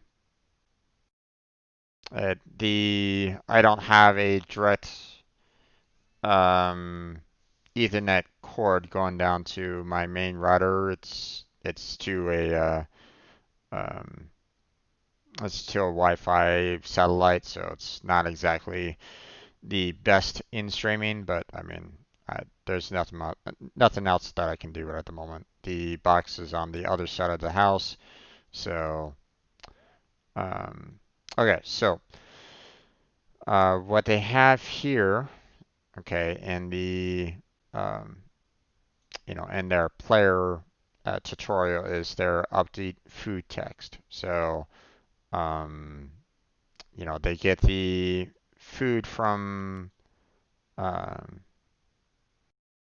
it's not that bad, it's just a bit laggy. Yeah, it's unfortunately something I've had to deal with. I've had my stream um, crash on me multiple times in the past as well. So it's just one of the unfortunate side effects of being on the other side of the house away from the main router. So, um, thank you for the follow, by the way, there, Kirill. I appreciate it. Um, so you can, um, the game manager here is basically controlling the number of points that the player has for, um, it's so. Um, this is where the points are being held at. So they're basically saying, okay, um, we need to be able to, reference the game manager, get it, the instance of it, get the points available from it, and we're putting it into the private um, variable food, and then they pass the food into the update food text. So um, now you come down here to um, the update food text, and you can you can now adjust um, you can change your text, right then and there with food text is equal to the food and the number that you want for it. Okay.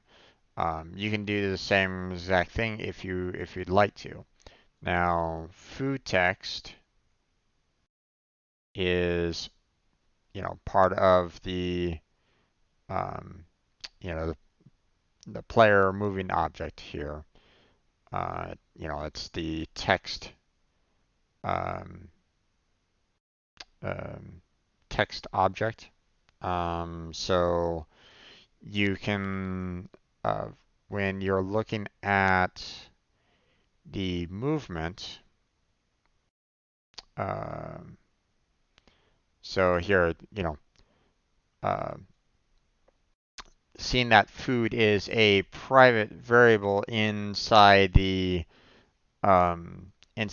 player, and the fact that you're actually using the you get the food from the um, you get the food initially from the game manager, the starting value of it. Um, the food remains um, as like a constant. So um, it remains within the player script. Okay, it remains under the player object. So now you can then go to whenever the movement happens here. Um, we're reducing the food down by one. Okay, and then we do the update food text again, which, obviously you go down here and we now have a new value under food. That's why you see the reduction in the um, that's why you see a reduction in the number whenever I was moving the player around. Okay.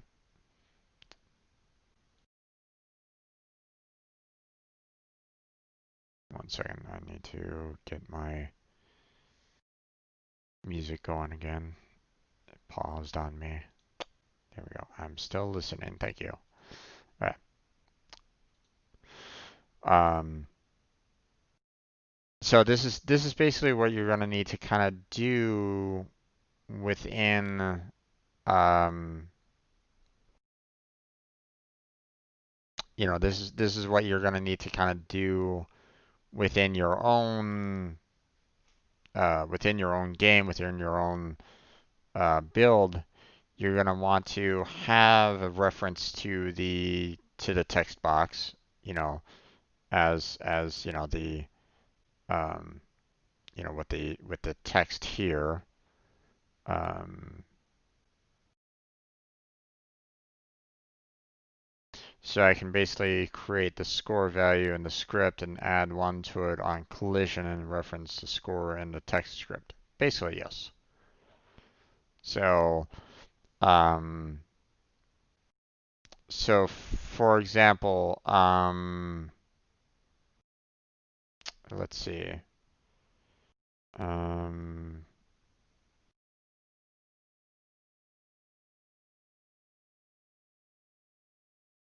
let's see.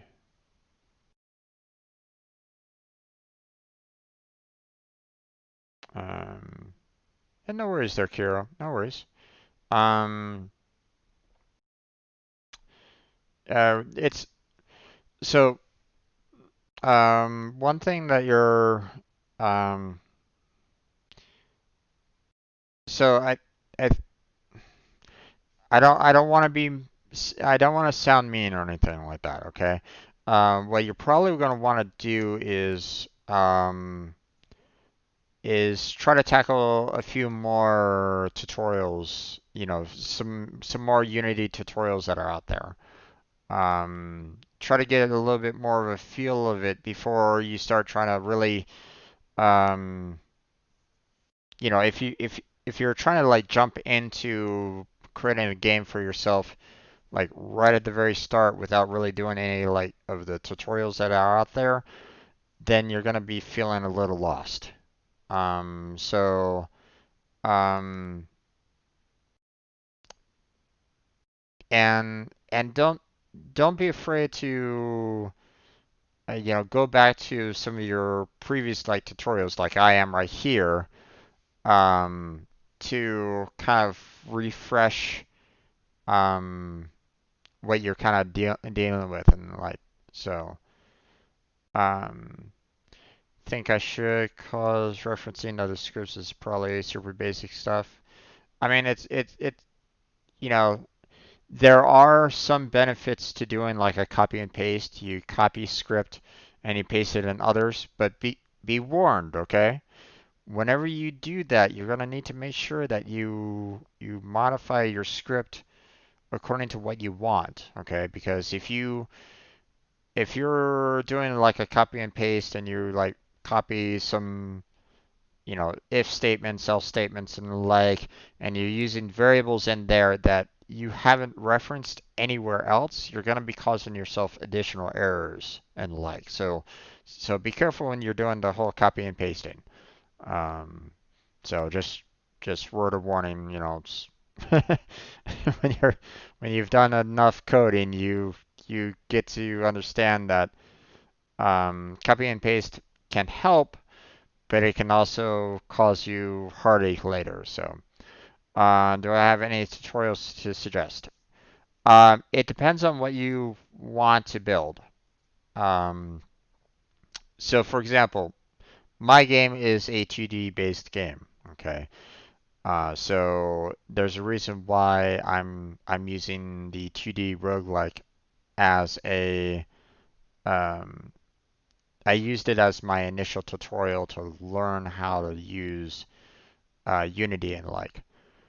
Problem with the 2D roguelike tutorial is that it's an old tutorial. Okay, it's not, it's using an old version of Unity. So it was referencing portions of the Unity that is no longer there or it has been modified. So, um, so I might not, seeing that you're trying to learn coding at the same time, you're probably better off not using the 2D roguelike to start off with. Um, uh, Whenever I have to copy scripts, I learn what it does first, and as you said, swap some things out for my needs once I have an understanding for it. Yeah, yeah, that's one of the positives of um, whenever you find a portion of code that you're not really understanding, then you can always try to break it down step by step as to what they're going for, whether or not you're seeing it as a variable, function, class, um, whether or not it's doing operator overloading, you know. So um, now there is um, now let's see.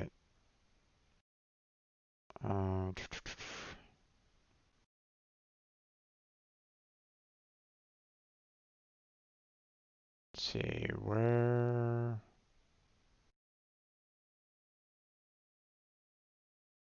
Let's see. Okay.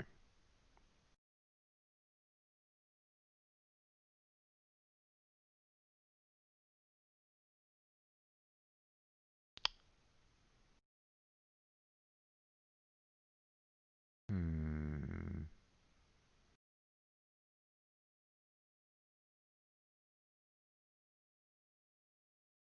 Okay. Thought there was a way for us to kind of see the. Thought there was a trigger event that you could kind of do, but I guess not. Um. let's see. So far, I'm just learning mainly from Bracky and CodeMonkey, and Bracky has a C# basics tutorial, so I might just do that one as it covers a lot of topics. Yeah. So what I would suggest that you do, um, if you're really interested in getting going full depth into programming and game development and like, um, what you're gonna want to do is you're gonna want to kind of do, in a sense, two separate like tutorial slash um um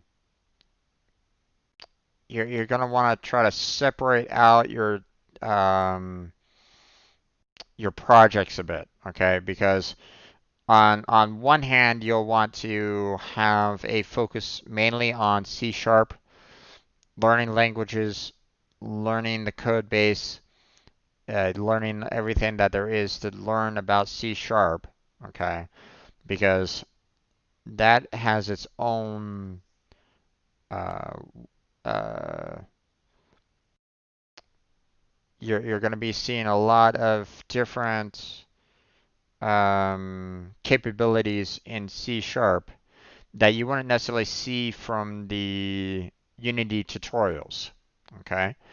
Um, so as you develop, in your C sharp, then you can move that into your Unity and put some of the tools, the code that you learn from C sharp and put it there.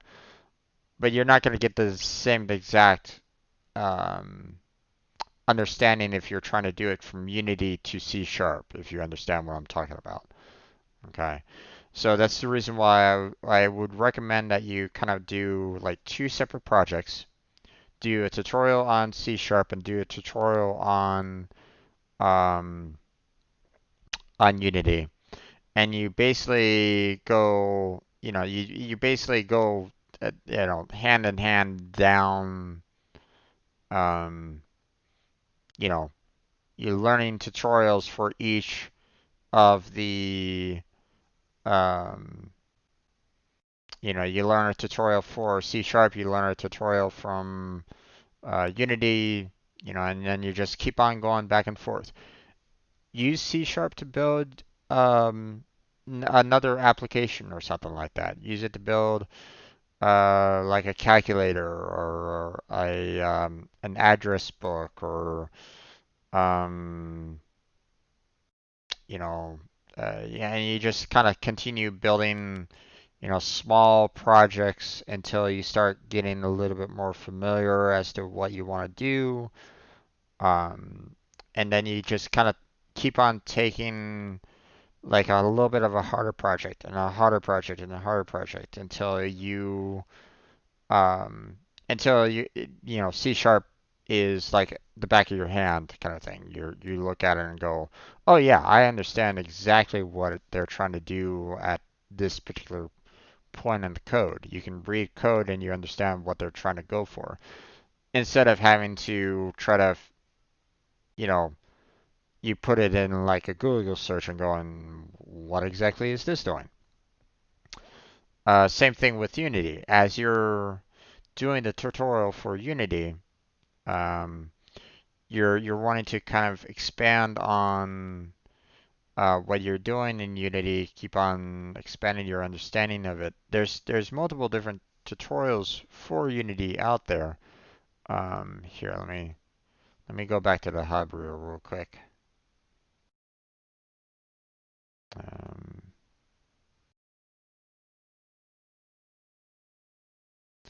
so the hub itself has it has Unity Hub has tutorials available for you to look at. All you need to do is just go to learning, or I believe it's still learning. I don't know if they've um, what they've modified since on that, but yeah. So if you go here to learn, you have tutorials that you can kind of uh, you can work with. You can you can try to learn a little bit of these. So, um, and they have additional tutorials at their learn.unity.com. Um, so this, if you're interested in really learning how to build projects, then you start out with the tutorials. You go through these tutorials, you learn what they're trying to say for each one of these. For example, some of them, um, it depends on what do you want to get out of Unity. Do you want to be eventually getting to a point where you're making 3D games? Or do you want to just kind of stick with like a 2D game? Or do you want to look for an isometric? It all depends on where you kind of want to where do you want to go with what you want to do with Unity. Okay, projects here will eventually allow for you to build up, um, it will allow for you to kind of learn certain techniques, learn certain processes to kind of get through um, dealing with 2D and 3D. Um, so um, I mean, feel free to keep working on your individual project. Um, by the way, you're very interesting to listen to. Well, thank you. I appreciate that, Ben. Um, you know, each one of these, um, each one of these projects here teaches you how to do something a little bit different for each one. So if you're going through each one of these single projects here, you'll be able to learn how they went about doing certain methods. How can you deal with collision? How do you deal with gravity? How do you deal with projectiles? So each one of these has um, a different scenario to each. So um, when you're going through each one of these projects, then you'll be able to um, learn a little bit more about Unity, how to go about doing um, how you kind of work on each of these projects a little bit differently each and every single time. So, and they have steps on how to do it, like through like mobile gaming and the like. So, um, or at least I've seen some of the tutorials touch upon it, but again, it depends on the game and the like. So, some tutorials may have it, some might not. You'll just have to um, go through it all to kind of learn as you go to try to expand on your overall understanding of it. So, um, I have a background in programming already, so I didn't really need to worry too much about building up the scripts per se. Now there are some um, there were some elements of C sharp that I still needed to learn, elements of Unity that I still needed to learn, but my understanding of object-oriented languages was already kind of there, so I didn't need to worry about it too much along those lines. Um, but obviously, that doesn't really help you in learning, um, the ins and outs of what Unity can do. So, um, Have you had any experiences with a university that teaches game development? If yes, do you think it's worth it and better than self-teaching? Okay, I did go to school, I did go to a college that did have game development as a minor. Okay. And I did appreciate that um, um, I did appreciate that kind of insight into it. Um, so, um,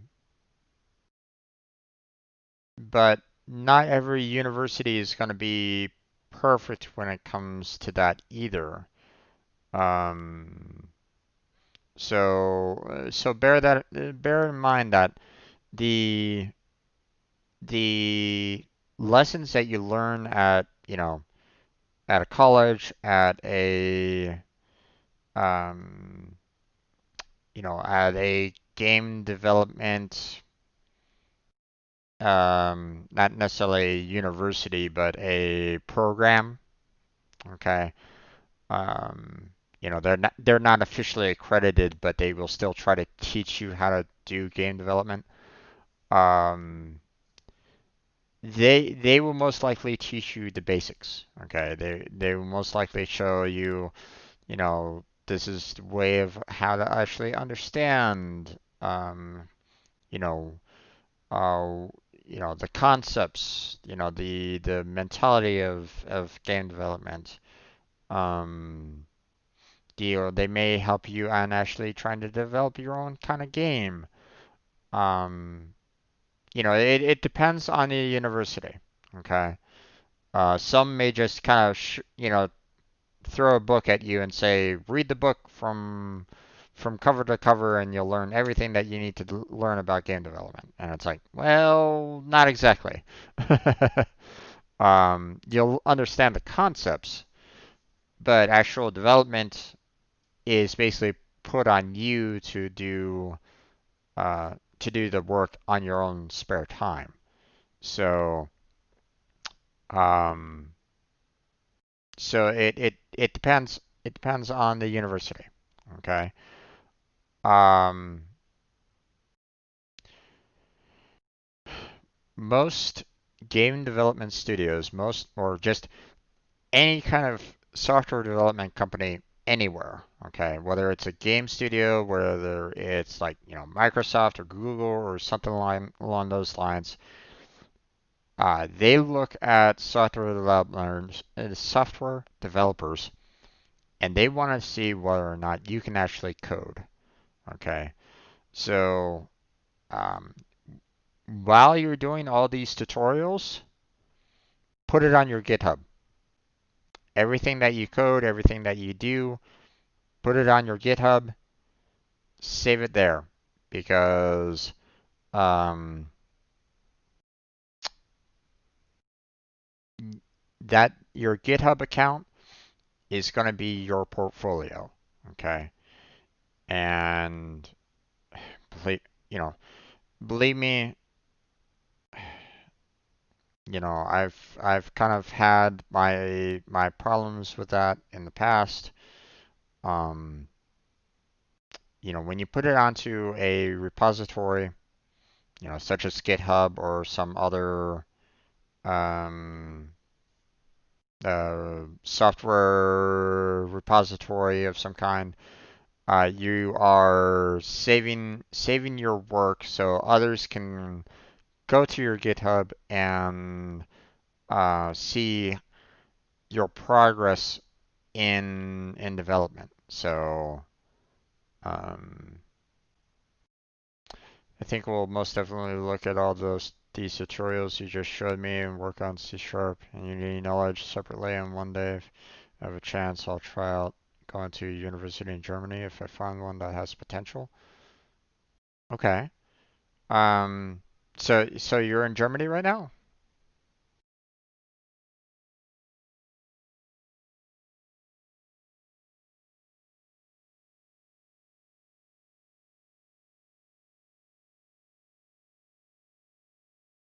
And I'll explain GitHub in just a second. I'm just kind of curious because if you're in Germany right now, boy, it's late for you. It's what, 1:30 in the morning right now? I'm in Latvia currently, but my girlfriend is from Germany, so in around 2 years I will move there. Gotcha. Gotcha. Okay. Understandable. Um, okay. So, um, yeah, uh, it's 2:26 here, 1 hour ahead of Germany. Oof, that is late, my friend. That is late, but I understand. Okay, so um, I did a summer internship in Germany, so I know the difference in time there. It's 9 hours ahead of where I currently live. So, um, I stream daily from 2 to 6 p.m. PST. Um, so uh, that's already 9 hours ahead. So you're looking at 11 to 5 a.m. In Germany, so that would be midnight to 6 a.m. or or so, I think. I'm messing up there. Um, Impressive how you actually thought exactly what time Germany has right now. Yeah, I did that internship out there, uh, so I got quickly used to being able to contact my family who lives here on the west coast of the United States, and being able to call them up, when I was living in Germany, so for that summer internship. So um, now uh, I was actually part of a group in Bremen, Germany, that was focused on artificial intelligence development. Um, the project that I was on, we were um, using a robot to um, scan the surrounding objects around it using radar radar sensors that was actually on the robot itself to see what objects to try to avoid and you know, um, adjust the robot accordingly based off of the artificial intelligence. So it was an interesting program. Um, Unfortunately, I fell out of touch with everybody that was there, um, so I don't know if the professors are still there or not. They might be. You never know. But that's where I went to um, for that little internship there. Okay. Getting back to GitHub. So, um, here, let's go back to Google here. Um, so when you're developing code, okay, you want to be able to kind of save it somewhere, okay? So, um, in the past, I used what's called, um, let's see, let's see, um, Tortoise SVN, okay. Um, I used to do a lot of like, Tortoise SVN to be able to store software, um, have your own kind of repository and the like. But um, one of the more common um, repositories that's out there right now that a lot of people are going with is a site called GitHub. Okay.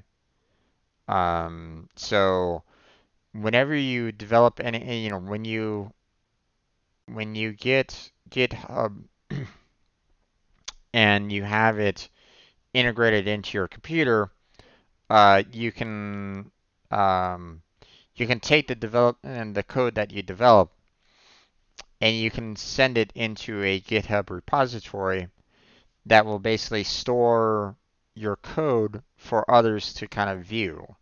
So, um, you know, um,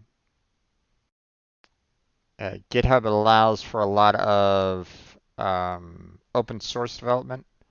You can open up a project in GitHub, for example, to others, and those individuals can go into that particular account and start modifying the code themselves.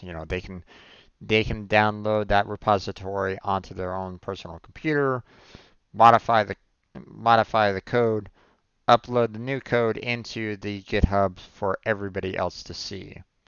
So, um, so that's one of the positives of having a repository. So, you can make it private. So you don't have to make it you don't have to open it up for everybody. Okay, you can make it completely private so no one can see what you're uploading there, or you can control it in such a way where you make it public for viewing, meaning people can just kind of see your code, but they can't do anything with it.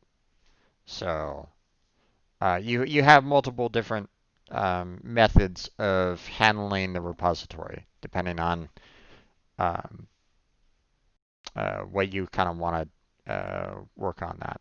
Okay, and um, I can't really stress this enough. If you're wanting to get a job in some kind of software development company, then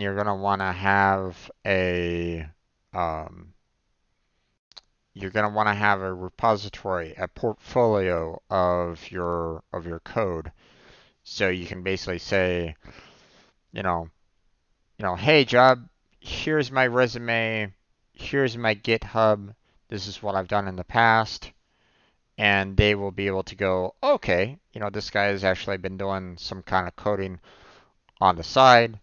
He's not just going to college, learning the books, and that's it. Okay, the game developers out, the developers, the software development companies out there, they're looking for that experience. Now, if you're getting it from college, that's perfectly fine. You can get that. You can get a lot of information from a college, um, but you'll obviously want to research what is the best college for computer science. Okay, what college will give you the best overall um, learning experience when it comes to developing code. Okay, if you go to a college that just basically says, yeah, we just teach you business here, or something along those lines, then obviously you're not going to get the best education that you can get, you know, um, by going, if you're wanting to learn coding and you go to a business college, for example, you're not going to be getting any kind of help whatsoever on that. Okay. Um, so, um,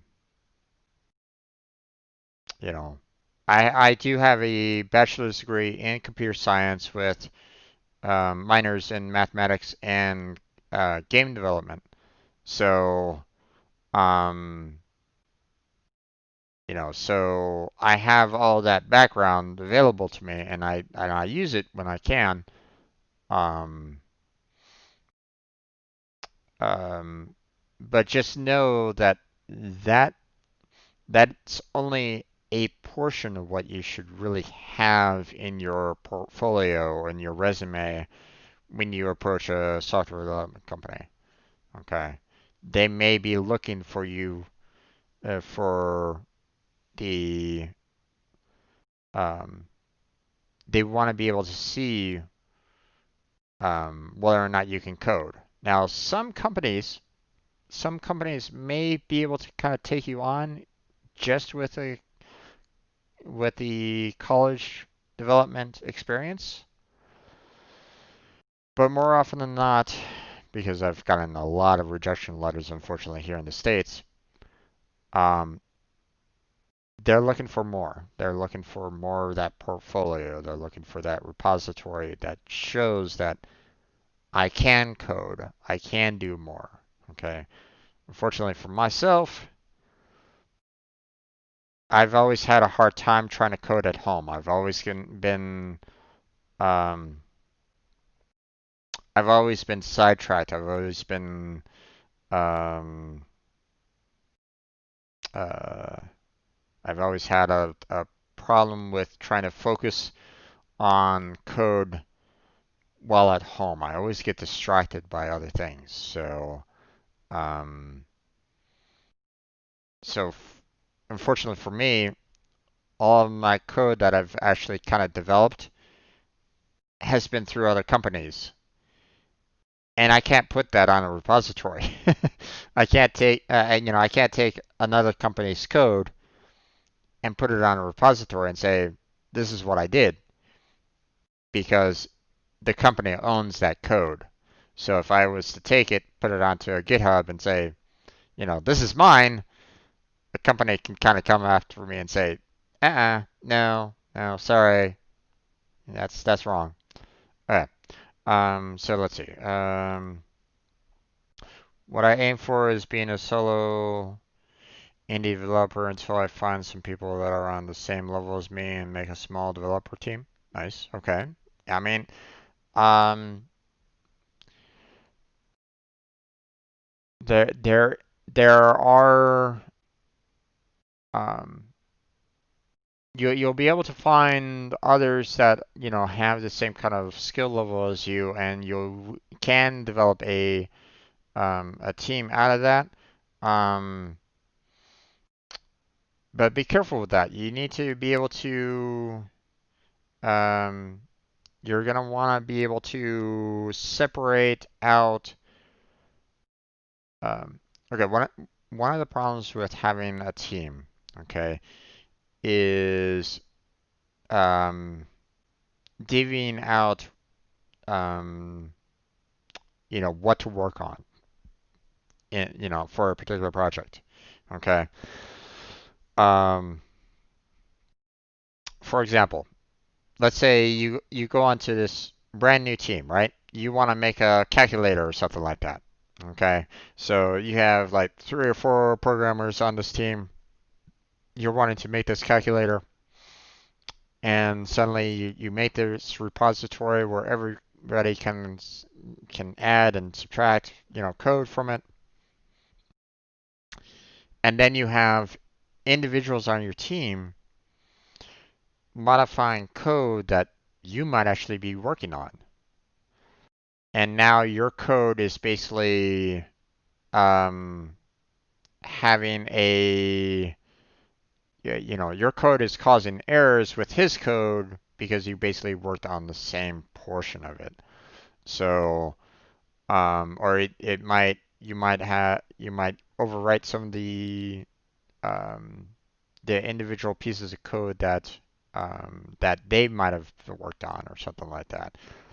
You gotta kind of be careful when it comes um, to team development kind of thing, because you need to be able to isolate portions of the project out, so one person can work on one particular portion of the project, and another person can work on the other portion of the project, and you don't have any kind of like clobbering of information and the like. So, um, okay. Let's see.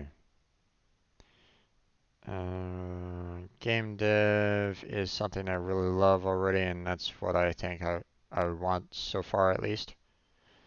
Well, um, bear in mind, okay, game game development, while it can be, um,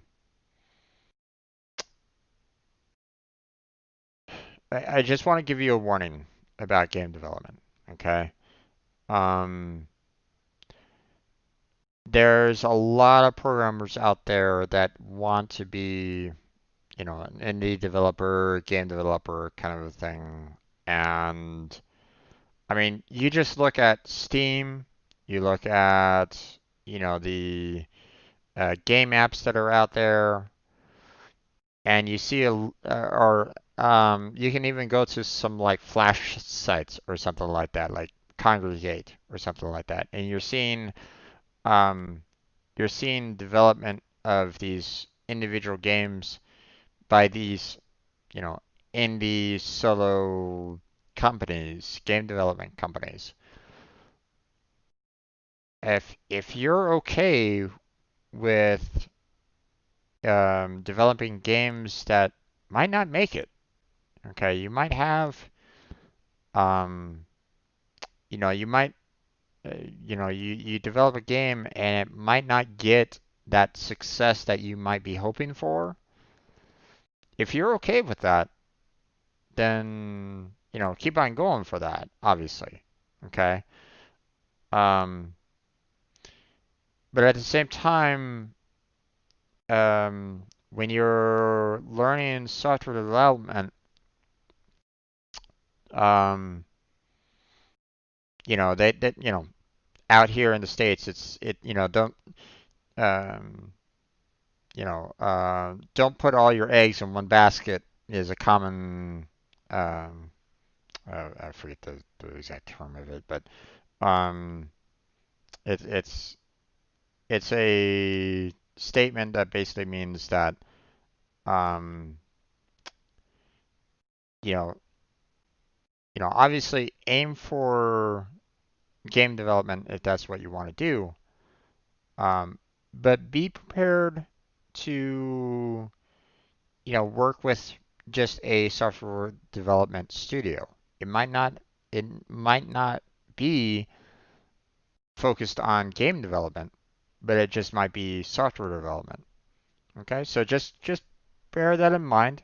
Okay, that's something that you may need to kind of do yourself. You might need to accept that you may need to work at a software development company that's not maybe making games, but it's giving you the experience and the money to be able to uh, work towards a game development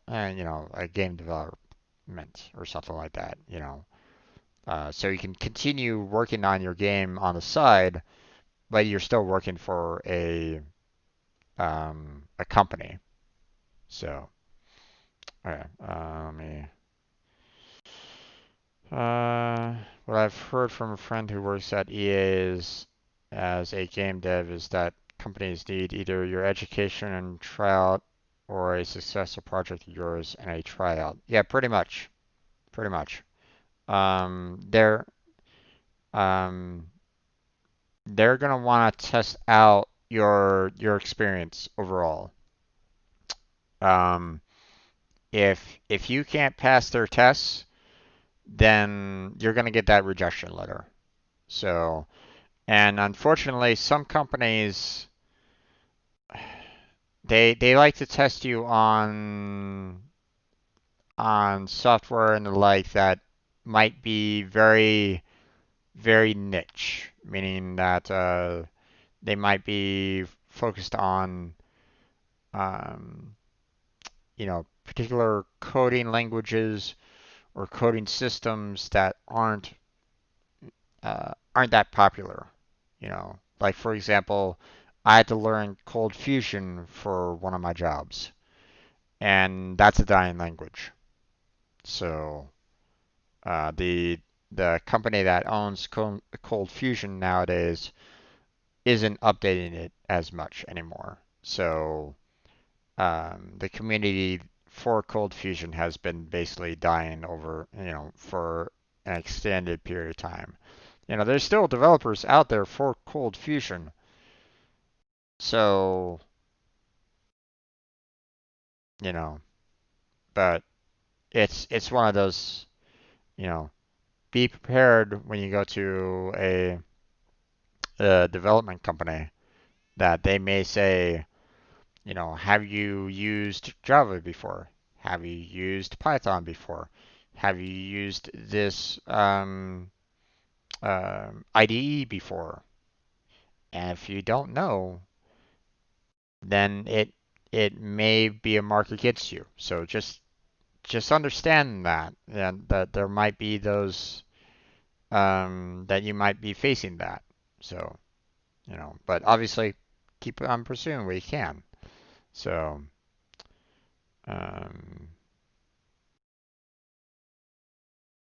yeah, I think that's an organization issue, and there should be a leader who assigns tasks according to the time available and skills everyone has.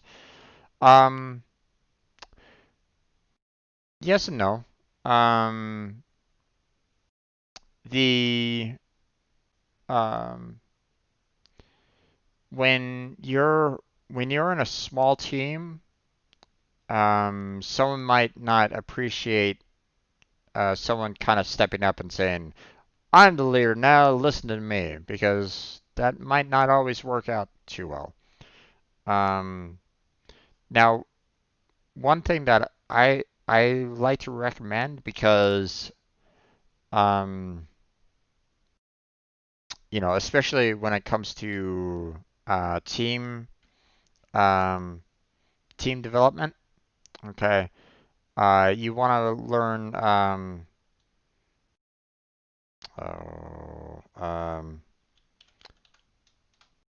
you want to learn the Unified Modeling Language, okay, or UMLs, okay. One of obviously, um, so UML isn't exactly a language. Well, I mean, it is a language, but it isn't what you would normally consider like a C sharp or Java or Python or anything along those lines. Okay, it's its own unique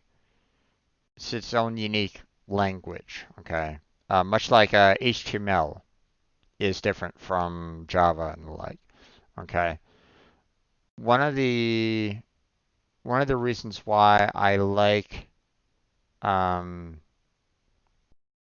why I tend to recommend UML is that you can actually structure an application using it.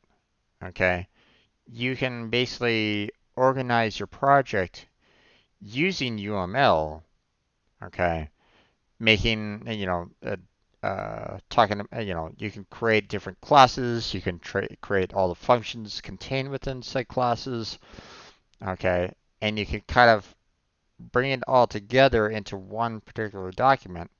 So you can have, you know, here's one class, here's another class, here's another class, and then you basically organize it in such a fashion where, um, this one class will be working on that other class, this class will use this resource from another class, so on and so forth. Okay. And um, when you're talking about a project that could be fairly large and you have multiple different people in the project that's going to be coding out, um, coding that project out, then it allows for you to tell individuals like, hey, um, you know, I want one particular person to be working on these two, three classes here, and I need this other person here to be working on these other two or three classes over here. And when you bring it all together, if it's done correctly, you know, if you did the UML correctly, then it allows for a little bit more of a cohesion. Okay, it allows for you to kind of organize your project better over time with the UML. So, okay. Um, how long does it take to understand UML? Um, I mean, if you understand the basics of it, then it doesn't really take that long. Um, you know, um, but be careful with that because um, I've heard, now I haven't actually seen it myself, but I've heard that there are positions out there where all they do is make this unified modeling language, and that's it. Okay. That the company is so large and they're dealing with so many different programming projects that they have individuals that are only focused on the UML language, and that's it. Okay. So it can get pretty complex. Okay. Depending on how you develop it. So, um, like for example here, you have a input saying, "Hey, I need to check the email from the computer." It's, sends unsent email to the server. New email gets sent to the server. A response from the server comes back. You know, you're downloading the email from, um, or you're sending out a new email and it's downloading that email into the server, or you're deleting said email so that gets sent to the server. This is all kind of things that you could kind of do with UML. So and obviously there's different ways of kind of modifying it and changing it and all that kind of jazz. So um, like a class diagram. Um, this right here is fairly similar to what I've been kind of used to. You have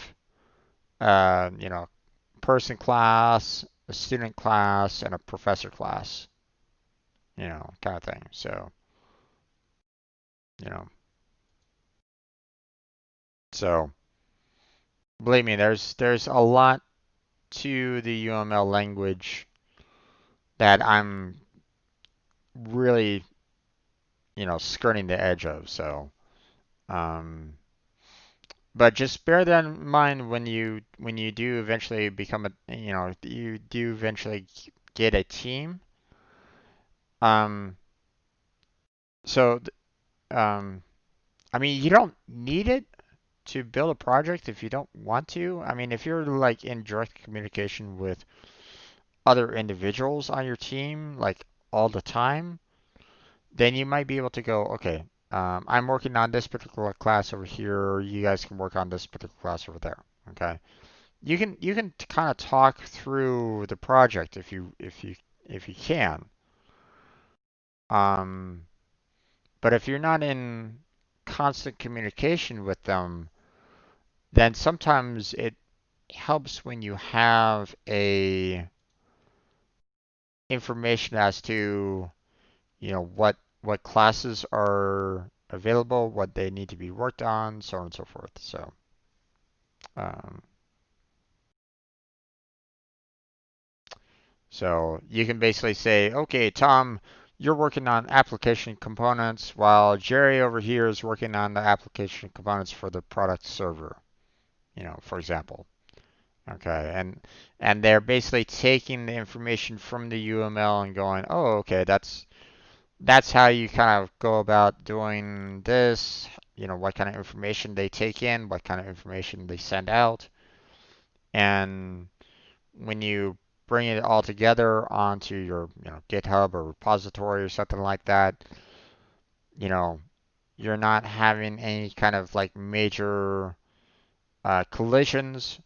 You're not overwriting code. You're not collaborating someone's code. So it really does kind of help out in an overall organizational um, style. You're gonna have people that are gonna be kind of resistant to it though. Okay. Um, they might find it as a waste of time. So bear that in mind, okay? They may look at it and go, why are we spending our time on this UML when we could just be coding, okay? Um, and it all depends on the size of the project, okay? If you have a very simple project, such as like a calculator or something like that, you probably don't need this.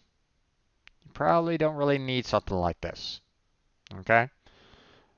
But if you're looking at something like, um, I want to design an MMO RPG,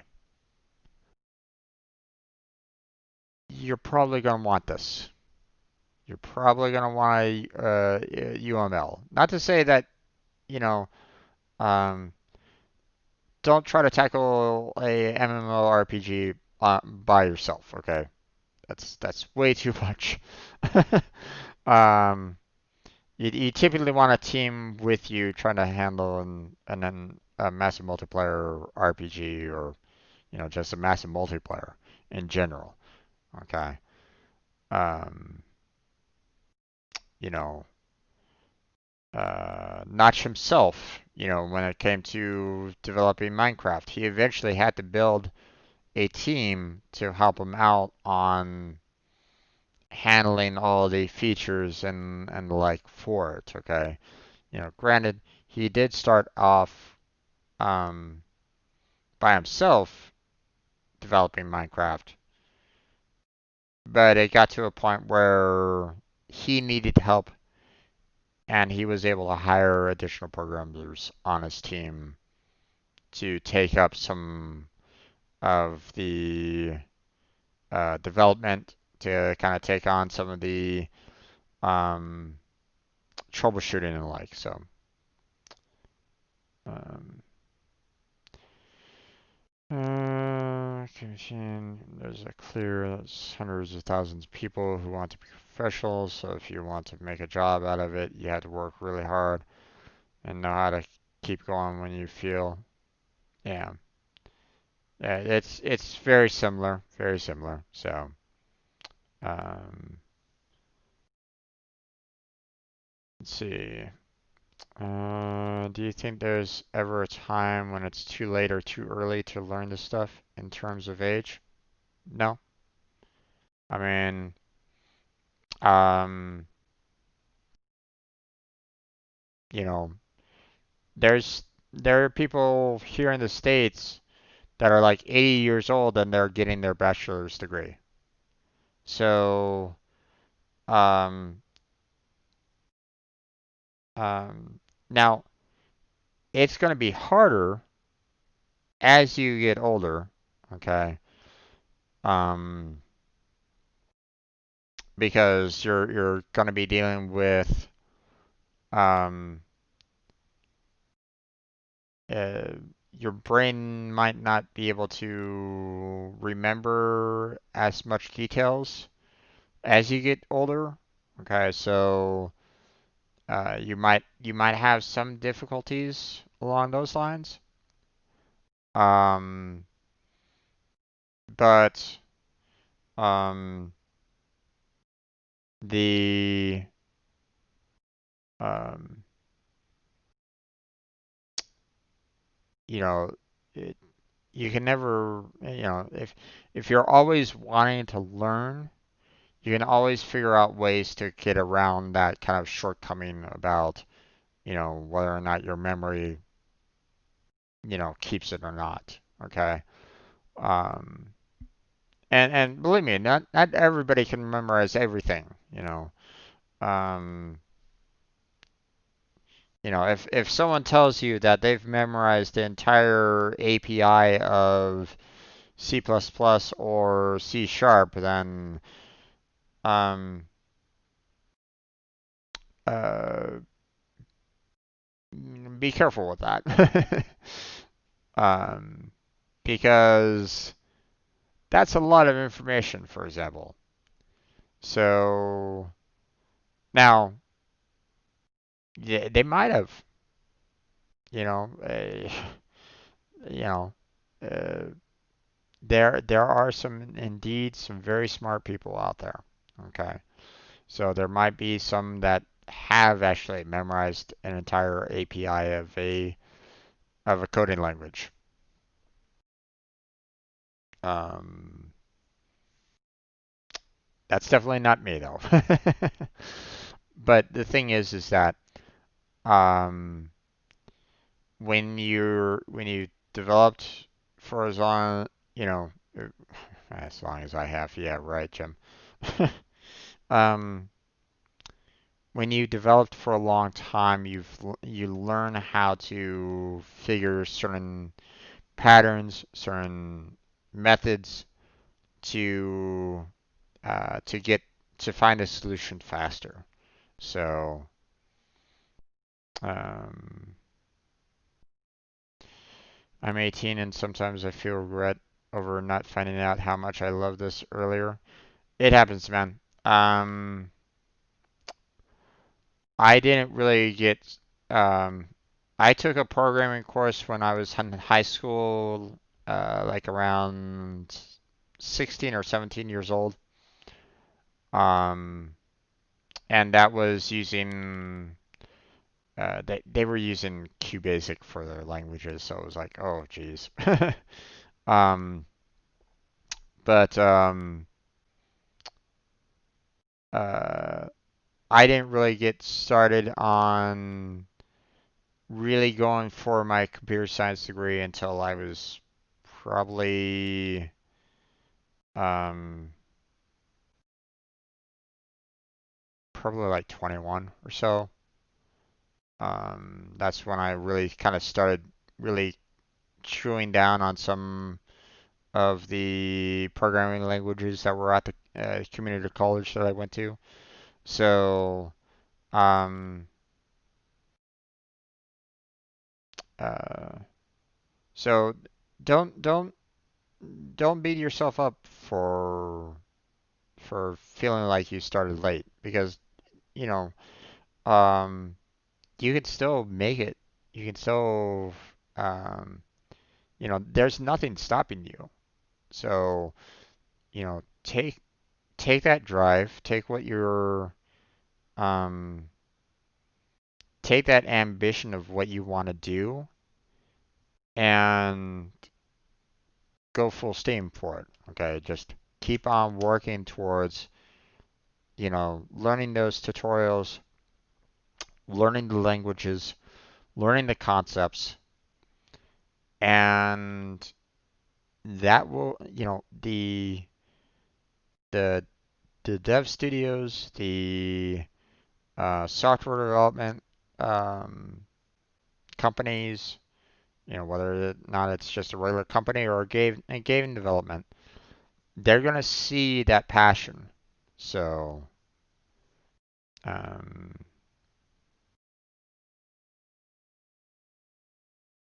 yeah, it's similar, I suppose. Just depends on how serious some people are. Currently studying as a computer system technician on the side, and some people at my age take it serious, and some just came there to fuck around and sniff coke. Yeah, there are those people here in the States as well. Um, I've had my fair share of college roommates that, you know, all they wanted to do was smoke weed and sit on the couch and zone out. That was pretty much all they did. So, um, so believe me, there are some people that really don't have any kind of um, that don't really have any kind of drive to them. They just want to kind of deal with their own, I guess you might say, um, personal, I guess you might say pleasure, I guess. They just kind of want to focus on themselves having a good time, and that's it.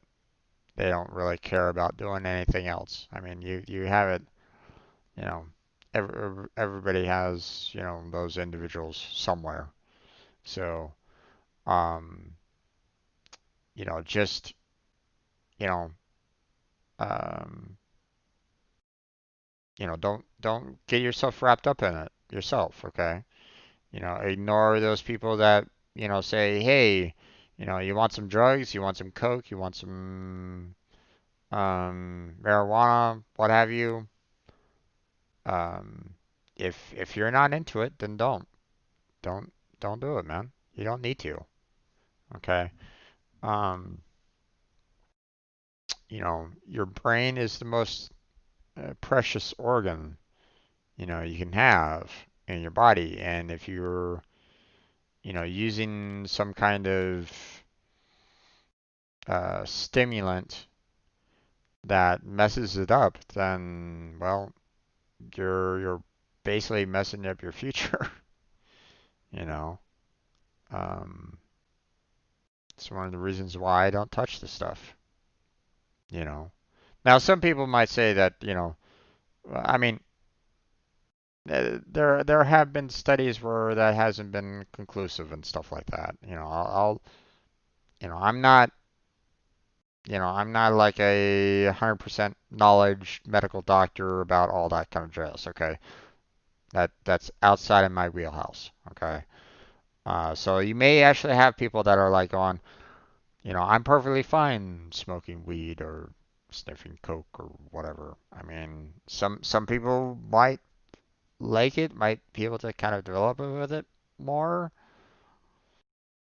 I mean, if they can do it, I mean, I guess more power to them, but um, one has to look at the long-term effects of it. So, um, addiction can be a pretty negative force sometimes. So, uh,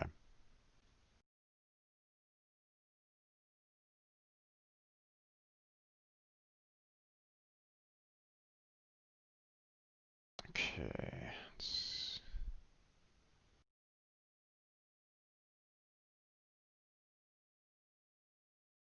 Now, we finished off the. Oh, this is the goblins. I don't need the goblins. I want the ghosts. Come here. We finished off the traps. So now we want to. We're gonna open up the regular. Um, we're gonna open up the other files here.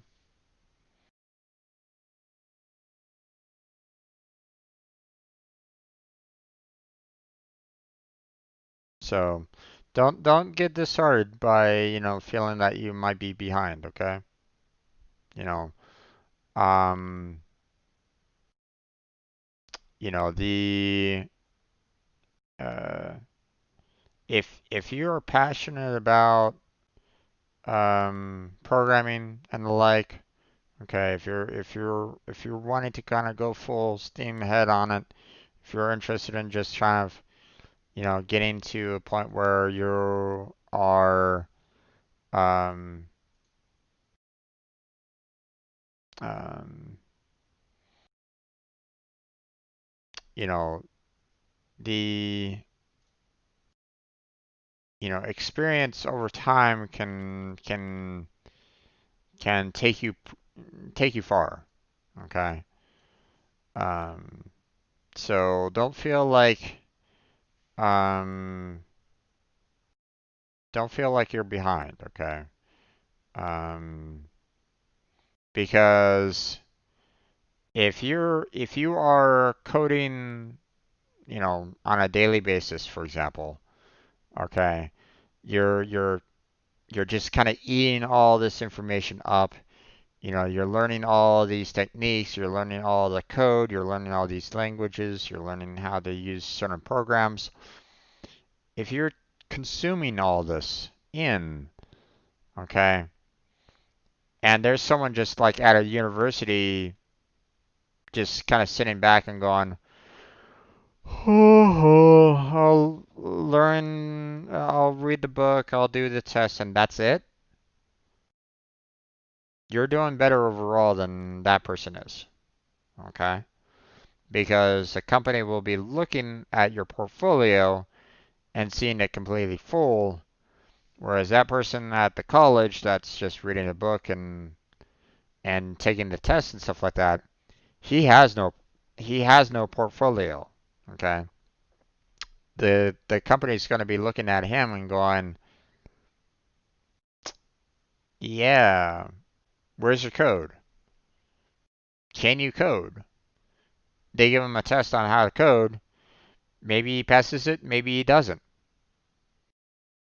Whereas you, who has, consumed all this, coded all the time, learned the ins and outs of how to, be a proficient coder and the like, you might actually be, you might actually be able to pass their tests and therefore get a job.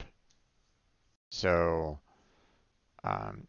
it all depends on, you know, you know, what you put into it. Okay, if you're putting the time and effort into your what you want to learn, then you're going to be doing a lot better than um, those that are going to be like, yeah, I don't know how to code. So,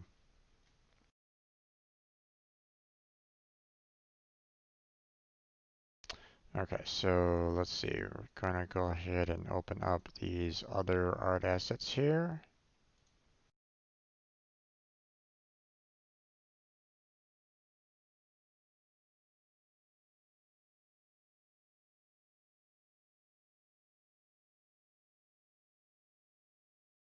Okay, now these walk animations, as I kind of mentioned before, I'm not going to really be working, I'm not going to be like messing around with the body per se on the ghost.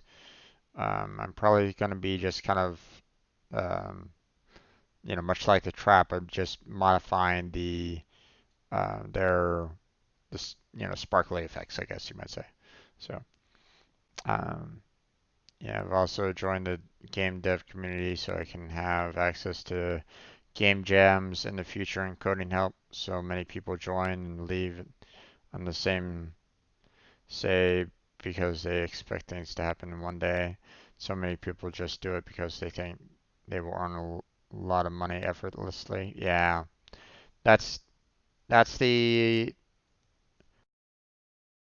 that's one of the downsides of people that go into game development. Okay. Um, so take for example, someone just like plays the game all the time. They play like a fighting game or they play an MMORPG and they're like on this thing's great. I want to learn how to actually do this. And they um they've never like had a math class and a day in their life. They're really terrible at logic. Um and they get into the coding language and they have no clue as to what's going on. And no matter how hard they try, it it might be at that point where they just don't really understand, you know, how to code in order to develop these games. And you need to know how to code in order to do these games. Okay, there's um, any no matter what kind of project you do, no matter what kind of tutorial you do, you're gonna be having to do some kind of code in some fashion or another, scripting or some other language and the like. So anyone that's coming into game development and thinking, "Oh yeah, I can slap these art assets into this game and be done with it." No, there's a lot more that goes into um, there's a lot more that goes into a game being developed than just kind of throwing art assets into a background screen. You need to know, how to get, hit points going the way they are, projectiles. These are all, code that you're going to need to be able to learn and develop with and repeat. So,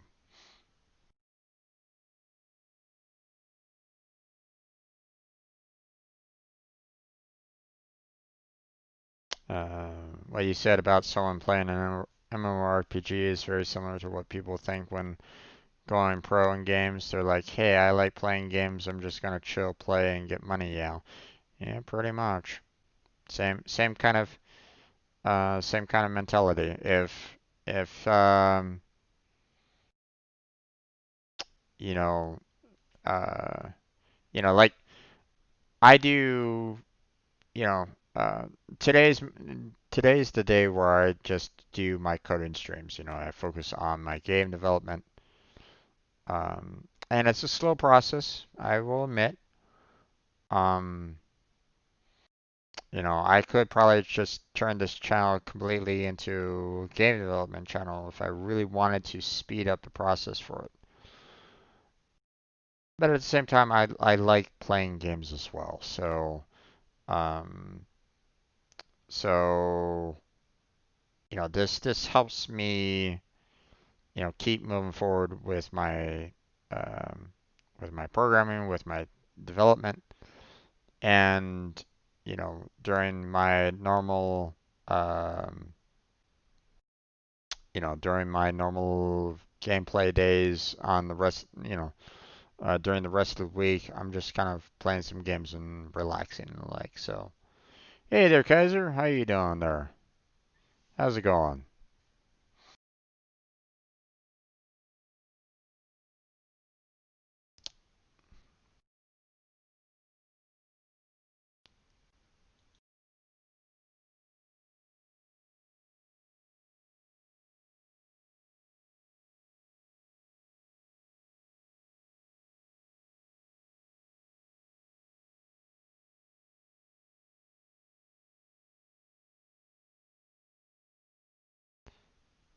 Yeah, I do.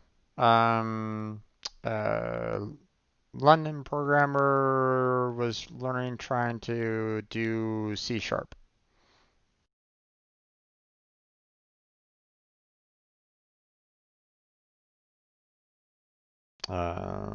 Last I remember, you were um, working on, one of your own side projects. I recommended doing the calculator, and um, you started doing the um, working on the graphic side of things to, develop the calculator out. So weird how you have Europeans coming in. I mean, programming has, it's pretty much universal, man. So you can have people from all over the world that are interested in programming. So,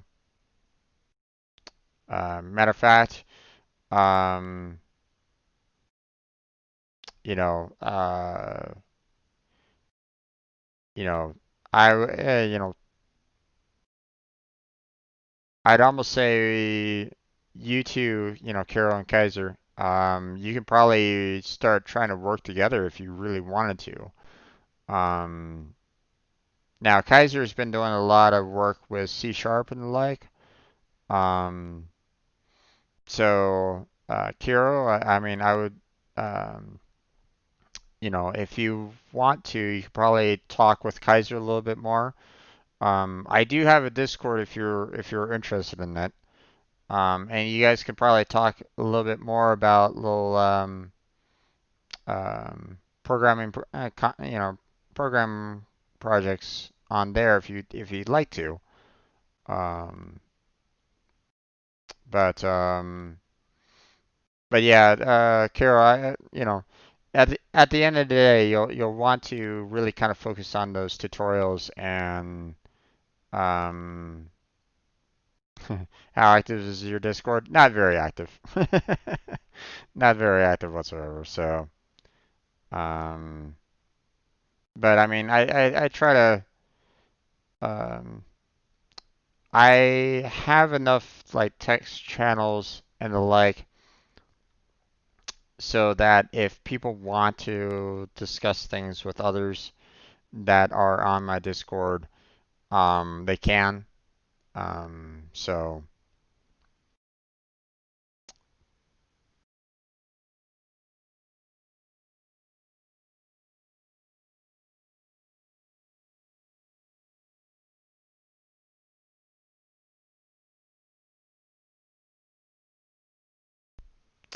okay.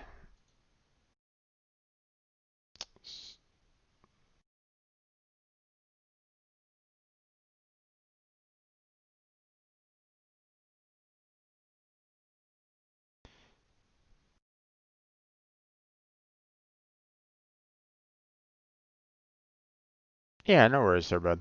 I mean, it all depends on your comfort.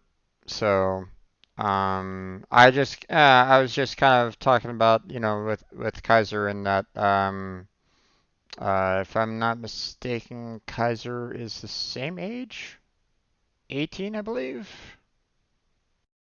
Um, and he's also working on learning how to, or he's definitely been working on his C sharp. So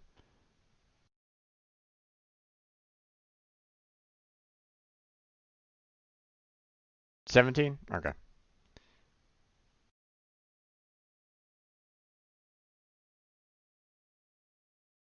There's multiple different tutorials out there, Kira, for whatever language you want to do.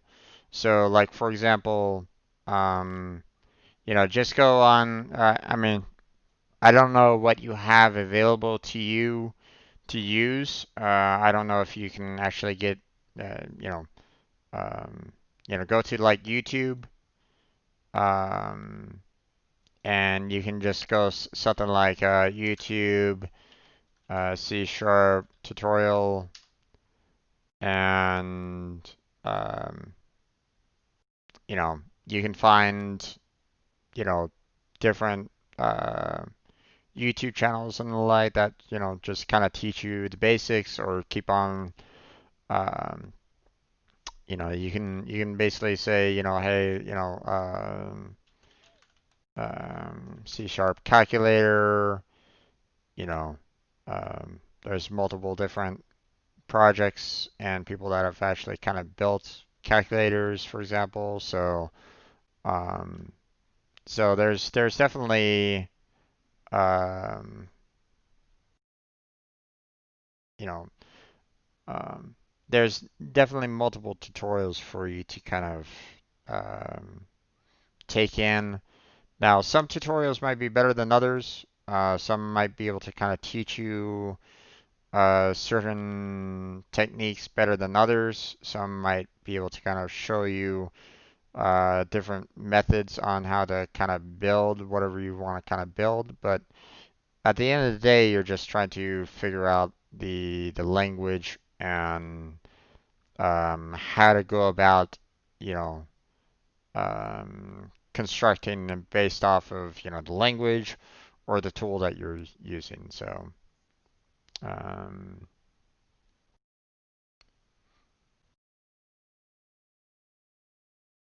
um,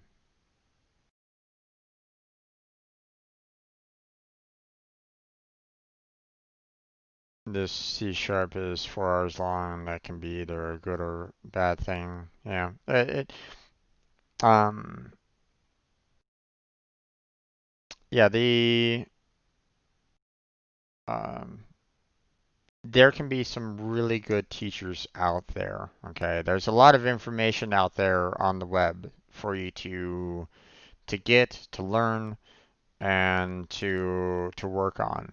And if you keep on using those resources over and over and over again, then you'll become more of a proficient programmer over time. Okay. Um, so just keep on working on those kind of tutorials, and you'll learn how to actually be able to handle those languages, the Unity, so on and so forth, and you just develop over time. So, and as you're developing, you're going to be able to take on harder projects, you know. Um, like the next step for a calculator might be you want to kind of create your own kind of spreadsheet using the functions of a calculator or something like that.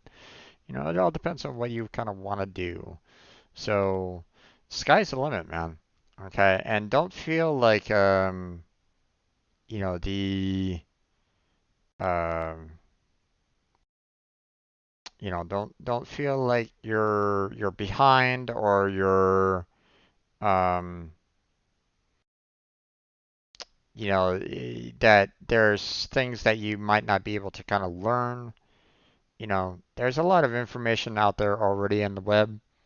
Now, um, university and college might be able to help you out with some of the concepts, such as big O notation, um, different algorithms that you might want to learn, different techniques that you might want to have. Um, that will kind of teach you the basics. And having a solid foundation with the code that you're learning online is just going to increase you and increase your overall skill one way or another. Okay. Um, there's going to be some um, that teach better than others. There might be some kind of language barriers on for some teachers. There might be um, uh, there might be someone might teach you a bad method of coding. Okay. Um, so, but you know, as a coder, you're gonna need to make sure that you don't like um,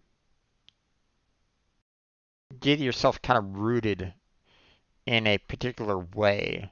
Okay, that's not what computer science is all about. You have to be able to be flexible to be able to kind of handle whatever situation gets thrown at you. Okay. If you start getting focused on one particular language, if you focus on one particular method, and no other method can um, can beat it, then you're kind of doing yourself a disservice there. So just kind of bear that in mind, okay? When it comes to science, you're expanding your knowledge, you're expanding your understanding, and you're willing to take in new concepts and either integrate it with what you already know or be willing to say this method that I'm using now, this bubble sort that I'm using, is no longer working.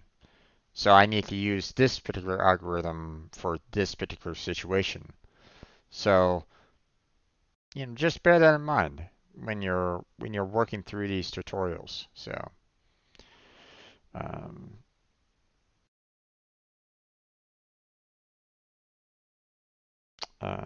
Just feel like I've done something wrong when I can't do something seemingly easy. I mean, you're gonna have times where um, there might be what it feels like a roadblock, like you're being blocked by um, you're gonna be kind of blocked on what to do. Okay, and I get that. I've had that happen, with these Unity streams in the past. Okay, um, there was a moment, during this during these program streams where I couldn't get the prefab to center itself on the tile that I was looking for. And everywhere that I was looking wasn't providing the answer that I needed. It kept on going to um, different kind of concepts that weren't what was needed to fix the solution. And sometimes you might actually need to ask for someone to kind of step in and say, "Oh, okay, you're having a problem with this particular code. You're going to need to do it in this particular fashion to get past it." And it happens. It happens. Okay. Um, you know, unless of course you're like, super smart and can figure it out yourself, you know. Um, but even then, I feel like even some of the more genius, developers, scientists that are out there, they still need a hand from time to time. Um, they still need to, I mean, you know, these videos, these books, these tutorials. I mean, um, you're not like plugged into the matrix and downloading everything into your brain all at once. Okay, you're having to kind of learn it through these books, through these videos, through these individuals that are trying to teach you how to be, a developer or, whatever trade that you might take up. Okay, um, so even the most advanced individuals out there, they're getting their information from somewhere. Okay, they're getting it from the books, they're getting it from videos, they're getting it from universities. They have to start out somewhere. Okay, you're always going to start at the base level. Okay, it's on you to take that knowledge and just keep on moving towards your goal. So, um, no worries there, Kaiser. You have yourself a good night. Continue, good luck with your projects and the like. Um, Let me know how you're doing, okay? Um, if you've maybe if you've uploaded the your code to like GitHub, maybe post it in my code chat. I'd be interested to see what you developed so far for it, but no worries. So have a good night. Sleep well. Um, are you secretly a very popular YouTuber that teaches coding? Your stuff is quality. Well, that depends on who you ask, man. Um, that depends on who you ask. But no, I'm not a very popular YouTuber. I mean, if you want to, you can just type out exclamation point YouTube to get a link to my YouTube channel. You can see all the tutorials and the Unity that I've done so far. I've uploaded it all um, to my YouTube channel. So, you're welcome to go you peruse through those that my playlist on it if you want to.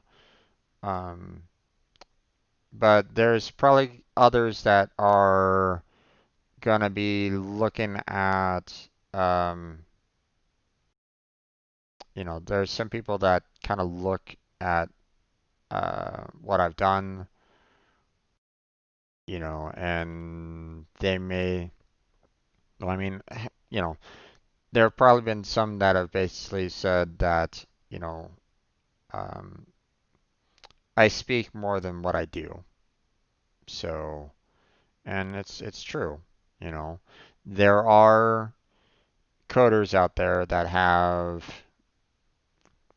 um, thank you, Kaiser. I appreciate that. Thank you for the follow. Or wait, follow or subscription?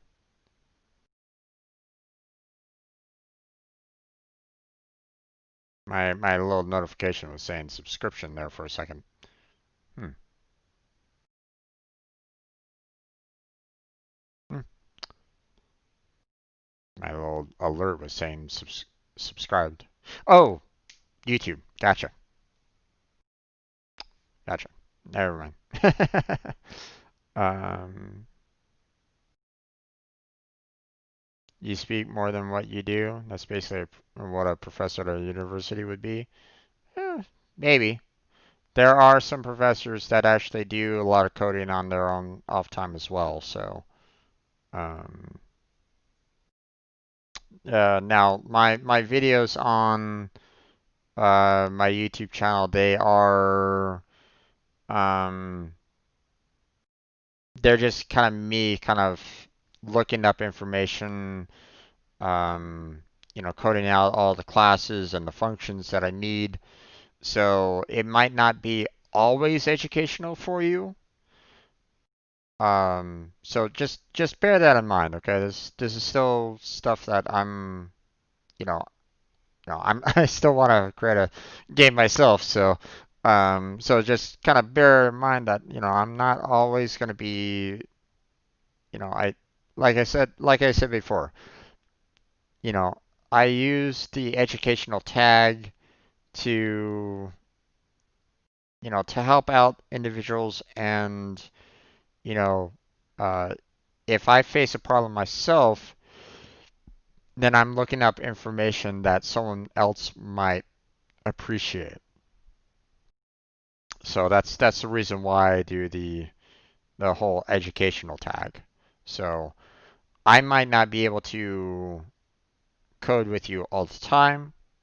I might not be able to develop with you all the time, but I might be able to provide you with some insight into where to go, what to do, and the like. And hence,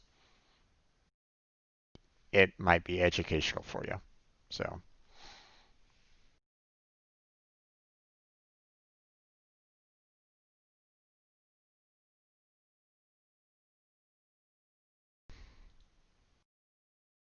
okay.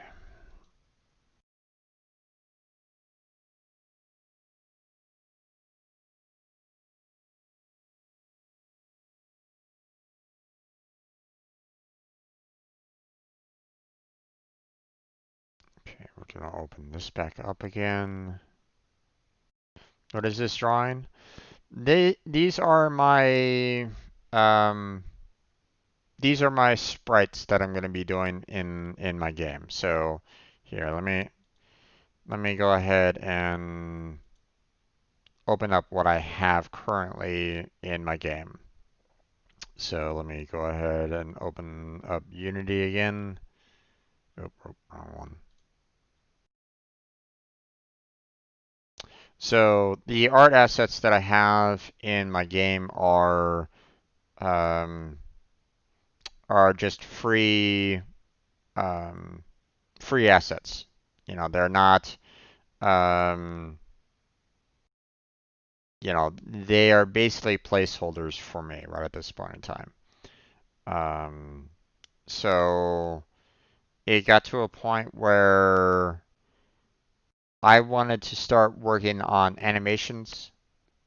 I wanted to start working on movement, and I wanted to start working on pathing for the units in my game. But because I was using art assets that were free. They didn't have animations to them, or at least not great. So uh, I will go soon because I'm pretty tired and need to get up in 3. Oh wow, my gosh, my friend, that's not a whole lot of sleep though. Hopefully you're not working tomorrow or in 3 hours. That's not a whole lot of sleep. um, I'd almost say go to sleep. Stop listening to me because these videos will be uploaded to my YouTube channel, so you can view it later if you want to, man. Um, but I'll show you this one last thing here, and you go to sleep, okay? um, in 3 hours, it's just a few lectures about some IT stuff, but they're not that important. If you say so, my friend. But if it's something that you need to learn, then you know it's good when you have a well-rested mind. But if it's something like, hey, we're just going to be changing out our cables or something like that, cable management, then um, then maybe that's going to be okay for you. Who knows? But I've had to I basically put on an artist hat to try to draw out these 2D assets because there's no way that I'm going to be able to do 3D. I don't have the technical background to work on any kind of 3D project by myself. I would need to actually have I would need a um, I would need to have my own team for trying to do any kind of 3D assets and the like. So I'm sticking with 2D for now. Just so I can continue learning Unity and developing on it. So, maybe someday this particular game I might be able to develop it in a certain fashion where I might be able to allow for the user to go like a first person view on it, maybe. But for now, I'm just sticking with the 2D. So, um,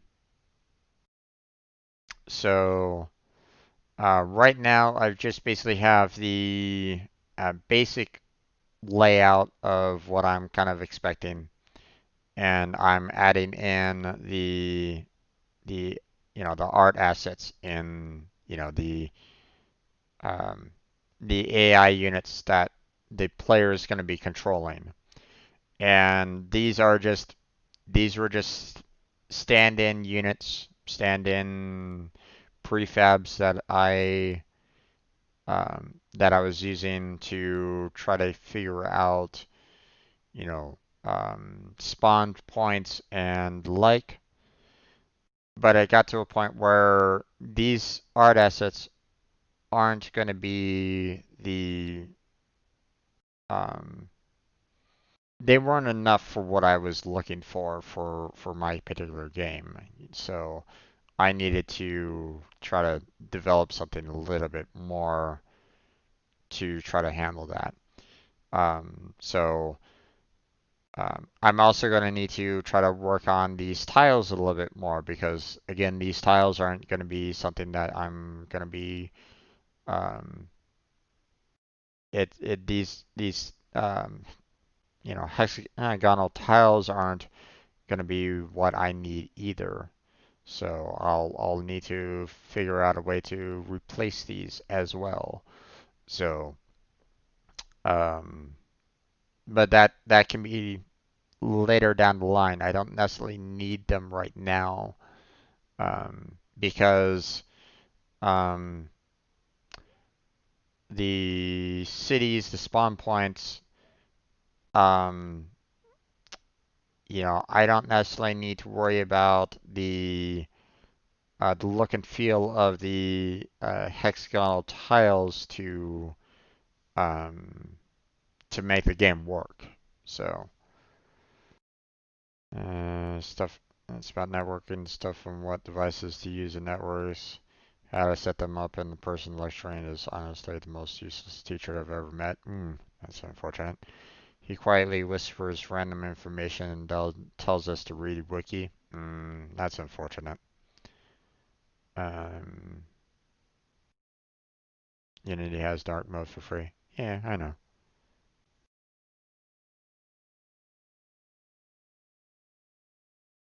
But so this is where I'm currently at on my project. I need to replace these prefabs that I have right here with these art assets that I have, and then um, I'm going to start testing out the pathing for these units to make sure that they are, you know, moving the way they need to move around the map. So that's the intention, and we'll see what happens when we get there. But for now, I need to change out the art assets. So that's that's why that's why I'm creating these units here. So I've already created all of the art assets and animations for the humans, the player characters. So, um, so let's see. Let me kind of show you. Um, so here's one of the, you know, here's my construction worker, for example, um, for the player to use. Right now, I'm currently working on the enemy units that are going to be actually um, going after um, you know, trying to destroy the player. So that's what I'm doing right now. So um, I'm using currently Inkscape. It's a free to use vector graphics program. So that's what I've been kind of developing on to make these art assets. So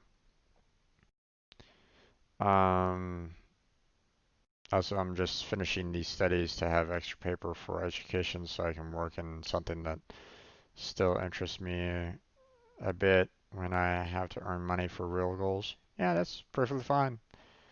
So these characters look really weird. Well, that's the point. Um, the reason why I'm making these um, I'm trying to keep this game to be fairly family friendly or something that all ages can play. So I want to make sure that they don't look too horrific or um, you look at them and you can kind of stifle a laugh or they go, that character looks kind of, that looks silly. So I don't mind that whatsoever. Okay. And, I don't have a major art background to make them look better. So, um, and I want to make sure that I keep um, these assets simple so I can get through them quickly, so I can upload them. I can integrate them into the Unity program without too much difficulty. Um,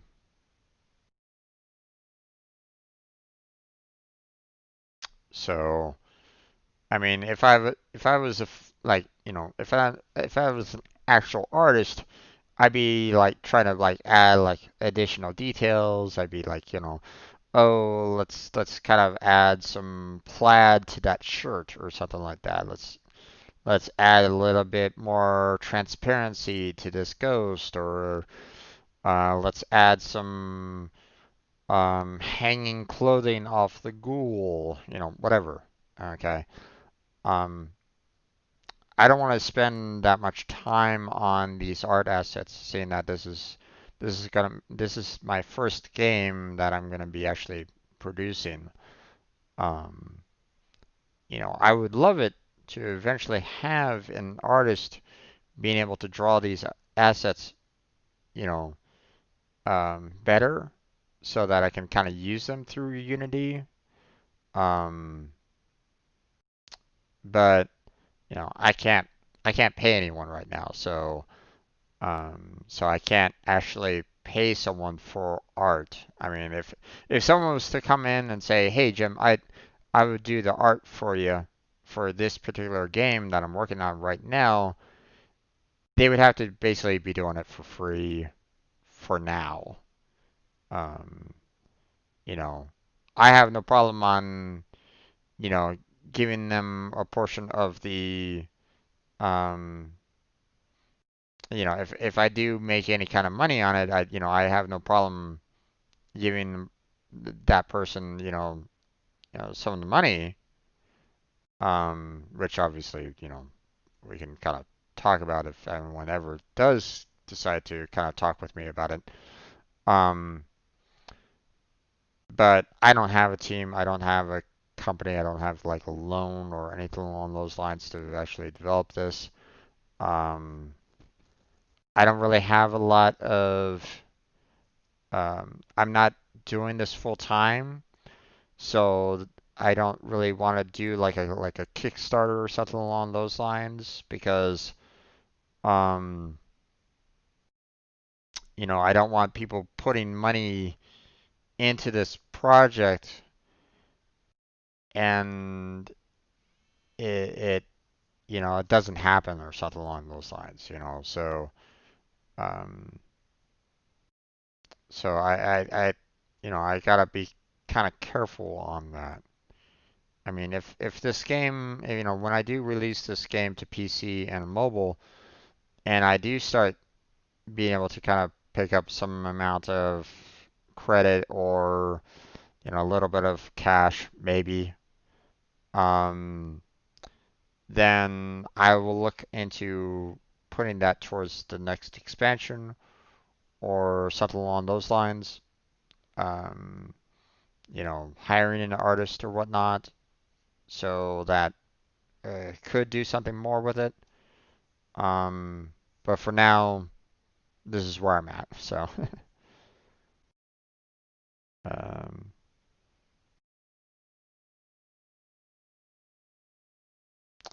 if this happened 1 year early, I could have gotten a person who makes stuff like this for free. Oh, okay, yeah. Um, but yeah,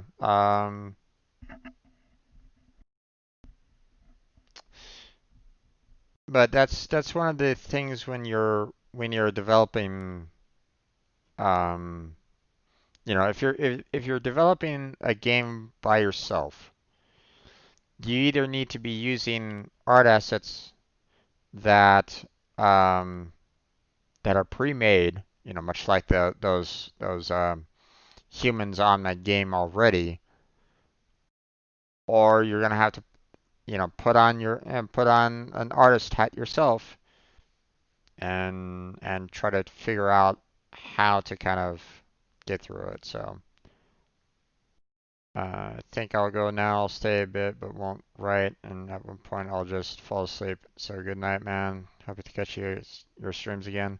You helped a lot. You're welcome there, bud.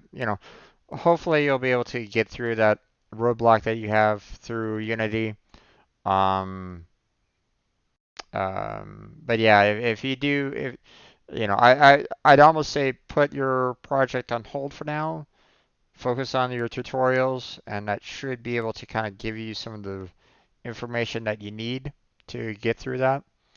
And but yeah, I'm gonna have to take off myself. It's about 5 minutes till I normally close down at 6 o'clock here, and it's 5 minutes still. So, um, so we're just gonna have to call it here for now. Um, so all these streams, all these videos that I do are eventually uploaded to my YouTube channel. Got a link down below for that if you're interested, or you can just type in the exclamation point YouTube and you can check that out if you'd like. I also have links to my Discord, my Patreon, and my Twitter account down below on my Twitch channel, as well as in the description of my YouTube videos. So if you're interested in any of those, feel free to check those out if you like. I have a schedule of everything that I do on this channel down below on my Twitch channel, showing you what games that I play during the week, as well as these coding streams, well, art streams in this case, um, every Sunday. So if you're interested in any of those, feel free to stop on by. I do this daily from 2 to 6 p.m. PST, so feel free to stop on by during those times. Say hi in the chat if you want, or don't. It's perfectly fine if you just want to lurk. So, but that's where we're going to go ahead and call it for now. Uh, had a little bit of difficulty trying to figure out what I wanted to kind of do with these ghosts. I have a rough idea now that what I kind of want to see. Still need to figure out what I want to do for the attack for the ghost though. So we'll have to kind of see what to do there. How will I handle the attack? I have a rough idea as to what I want to do for the carrying the humans back to the enemy cities. So we'll be seeing if my plan kind of works for that. Um, um, but there's still a little bit more left to do for the ghosts, and then we'll move on to the goblins. We'll finish off the animations for the goblins, and then we'll start adding these assets to Unity proper. So, but that's where we're going to go ahead and leave it off there. So, thank you very much for watching. I appreciate it. Hopefully, I'll catch you next time. Kiro, thank you for stopping on by. I appreciate it. Um, Jedi, thank you for stopping by. Kaiser, thank you for stopping on by. I think that's about everybody that kind of said hi in the chat at the very least. So, yeah, it looks like that is. I'm just kind of scrolling through, seeing who's all here, who all kind of came on by. Yep, that looks like it. That's about it. So we're gonna go ahead and close out now. So you have a good night as well there, Jedi. Kiro and Kaiser, sleep well, and I'll catch you again. So take care. Have a good night. Stay healthy. Stay safe. And I'll catch you strangers next time.